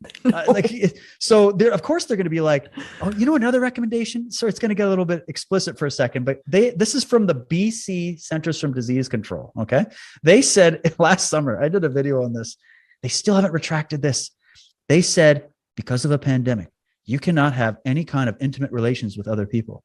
And if you do, there's only two things that you can do. Number one is masturbation. So basically our government told us to go screw ourselves. And number two, if you do have to have any kind of sexual intercourse, it has to be glory holes. Oh, They said I saw that. Not me. I didn't say that. I didn't. That's if you go to this day to the British Columbia Centers for Disease Control, it's still there. Example, glory hole. There has to be a barrier between you and your sexual partner. I don't need the government to tell me this stuff. Okay. So we're listening to people that I think they're projecting their trauma. Okay. Yeah. These are those people they're kind of losers, man. I'm sorry to say. And Gerald Salente says that. He says these people don't know how to party. They don't know how to have fun. They don't live in that world. They hate you for having it. Yes. Bingo. They're jealous. It's envy. It's the religion of envy. That's what it really, that's why the push for all this communist fascist stuff is all about. They want what you have. They don't want to earn it. They want to take it from you. And so what's the best way to non-comply? Like today, I'm like, I heard Biden's message, basically all of us unvaccinated are going to die over the holidays. I saw it. And he's like, I'm like, really? What do you know? You can't even get up a flight of stairs. And so I was heading out for my run and I was listening to my music and I just had to laugh because over the weekend, I went to a party filled with people. We sang. My stomach hurt when I left because we were laughing so hard. Oh, good for you. And then the next day I went into a crowded private property where they were having a talk with almost 1,000 people. We were crammed in there.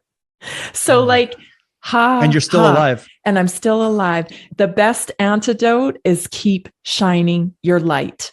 Keep living. Do not stop. That's it. That is the enemy. It is a battle. And that's probably a good place to wrap this is a spiritual war in the end, isn't it? Totally. And spirit, it comes from the word spire. It's talking about a way of being. Your being, you create and forge your spirit. You manifest the spirit. The spirit is within you and you have to bring it out to the world. And that light, that little light, you shine that light and then you light someone's candle. That's right. And that's what it is, right? And that's health.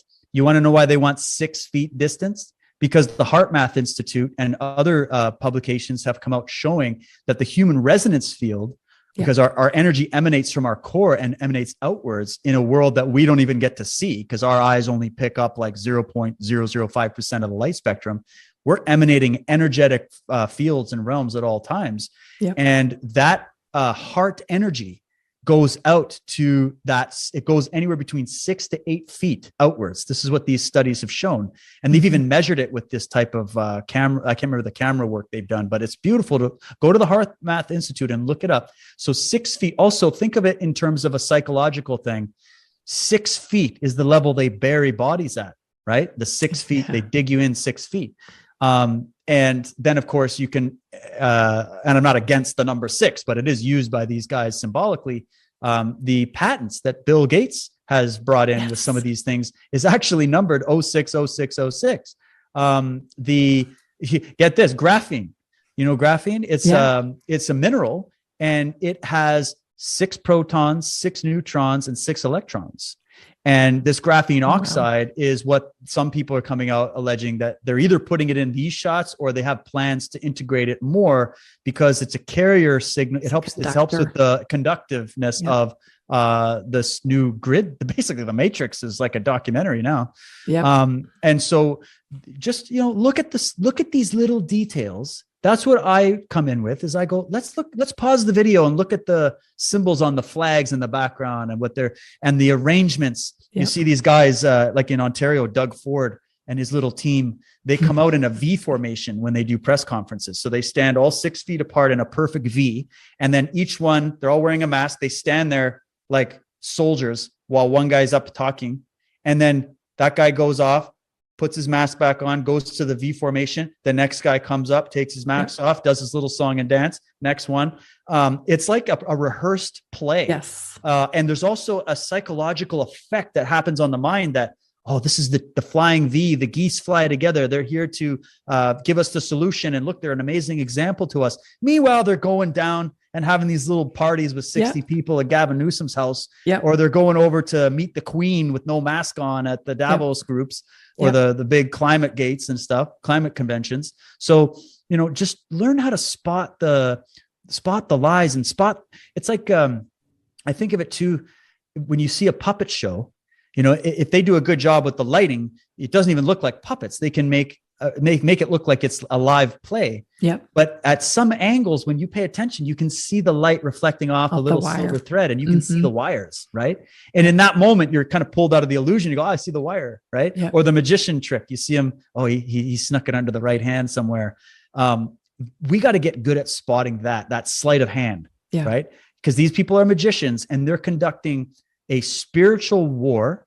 And my viewing of the spiritual realm is it's the realm of the cause. It's the causal realm of the energetic level where everything is caused. And then it manifests into the world of effects, which is our physical world. So in terms of who you are or me, our causal world is our mind and our spirit, that we think of an idea or we have a vision or and then we try to translate those thoughts into actions and speech and art and everything to crystallize it in reality. Well, they know how to play in that causal realm of the mind, which means we can do it too. Everything they're using against us, we can use for us. Right. Exactly. So we win this on the spiritual level by bringing joy into our lives, by bringing gratitude into our lives, by doing the opposite of what they're saying, more human contact, more love, more acceptance, even of your friends that fell for this and that are making fun of you on Facebook.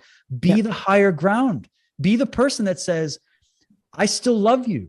You look at them as a victim of mind control, because that's what they are. That's what they are. And trauma. We need to have the compassion, because they're not going to have the compassion because they've been trained otherwise, right? They're the ones calling for your death. That's right. Don't let that get to you. Become the better person and love them anyways. And the way we love is not by approving of what they're doing, but by being the example of what we should be doing, which is I am standing firm in my belief, in my freedom, and in the knowledge that I have. I am a responsible citizen. Stop saying I am irresponsible and I hate people and I want them to die. I am the most responsible. I am up every day finding a way to be healthier, trying to find a way to help other people. I have that compassion, but at the same time, I'm not going to be fooled into believing that a very untested scientific process that's loaded with criminals and fraudsters is the only way to achieve health. So that's where our differences are.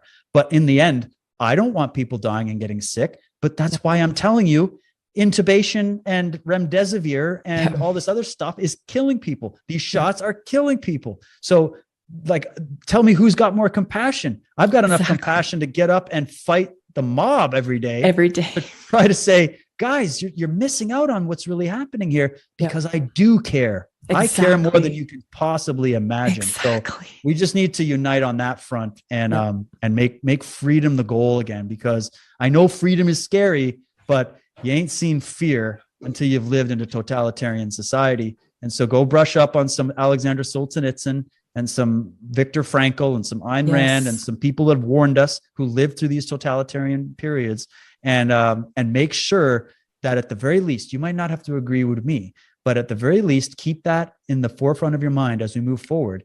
Because in my opinion, it's just my opinion, this was never about a virus. And the real virus is fear. That's right. Thank you so much, David, for being on the Naturally Inspired podcast today.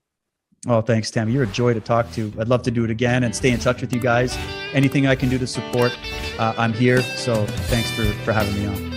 Awesome. Thank you. If the Naturally Inspired movement makes sense to you, let's do this together and transform the medical model and help people take charge of their health. Learn more about how you can join the Naturally Inspired movement by going to naturallyinspiredadvocate.com or call me at 970-475-4862.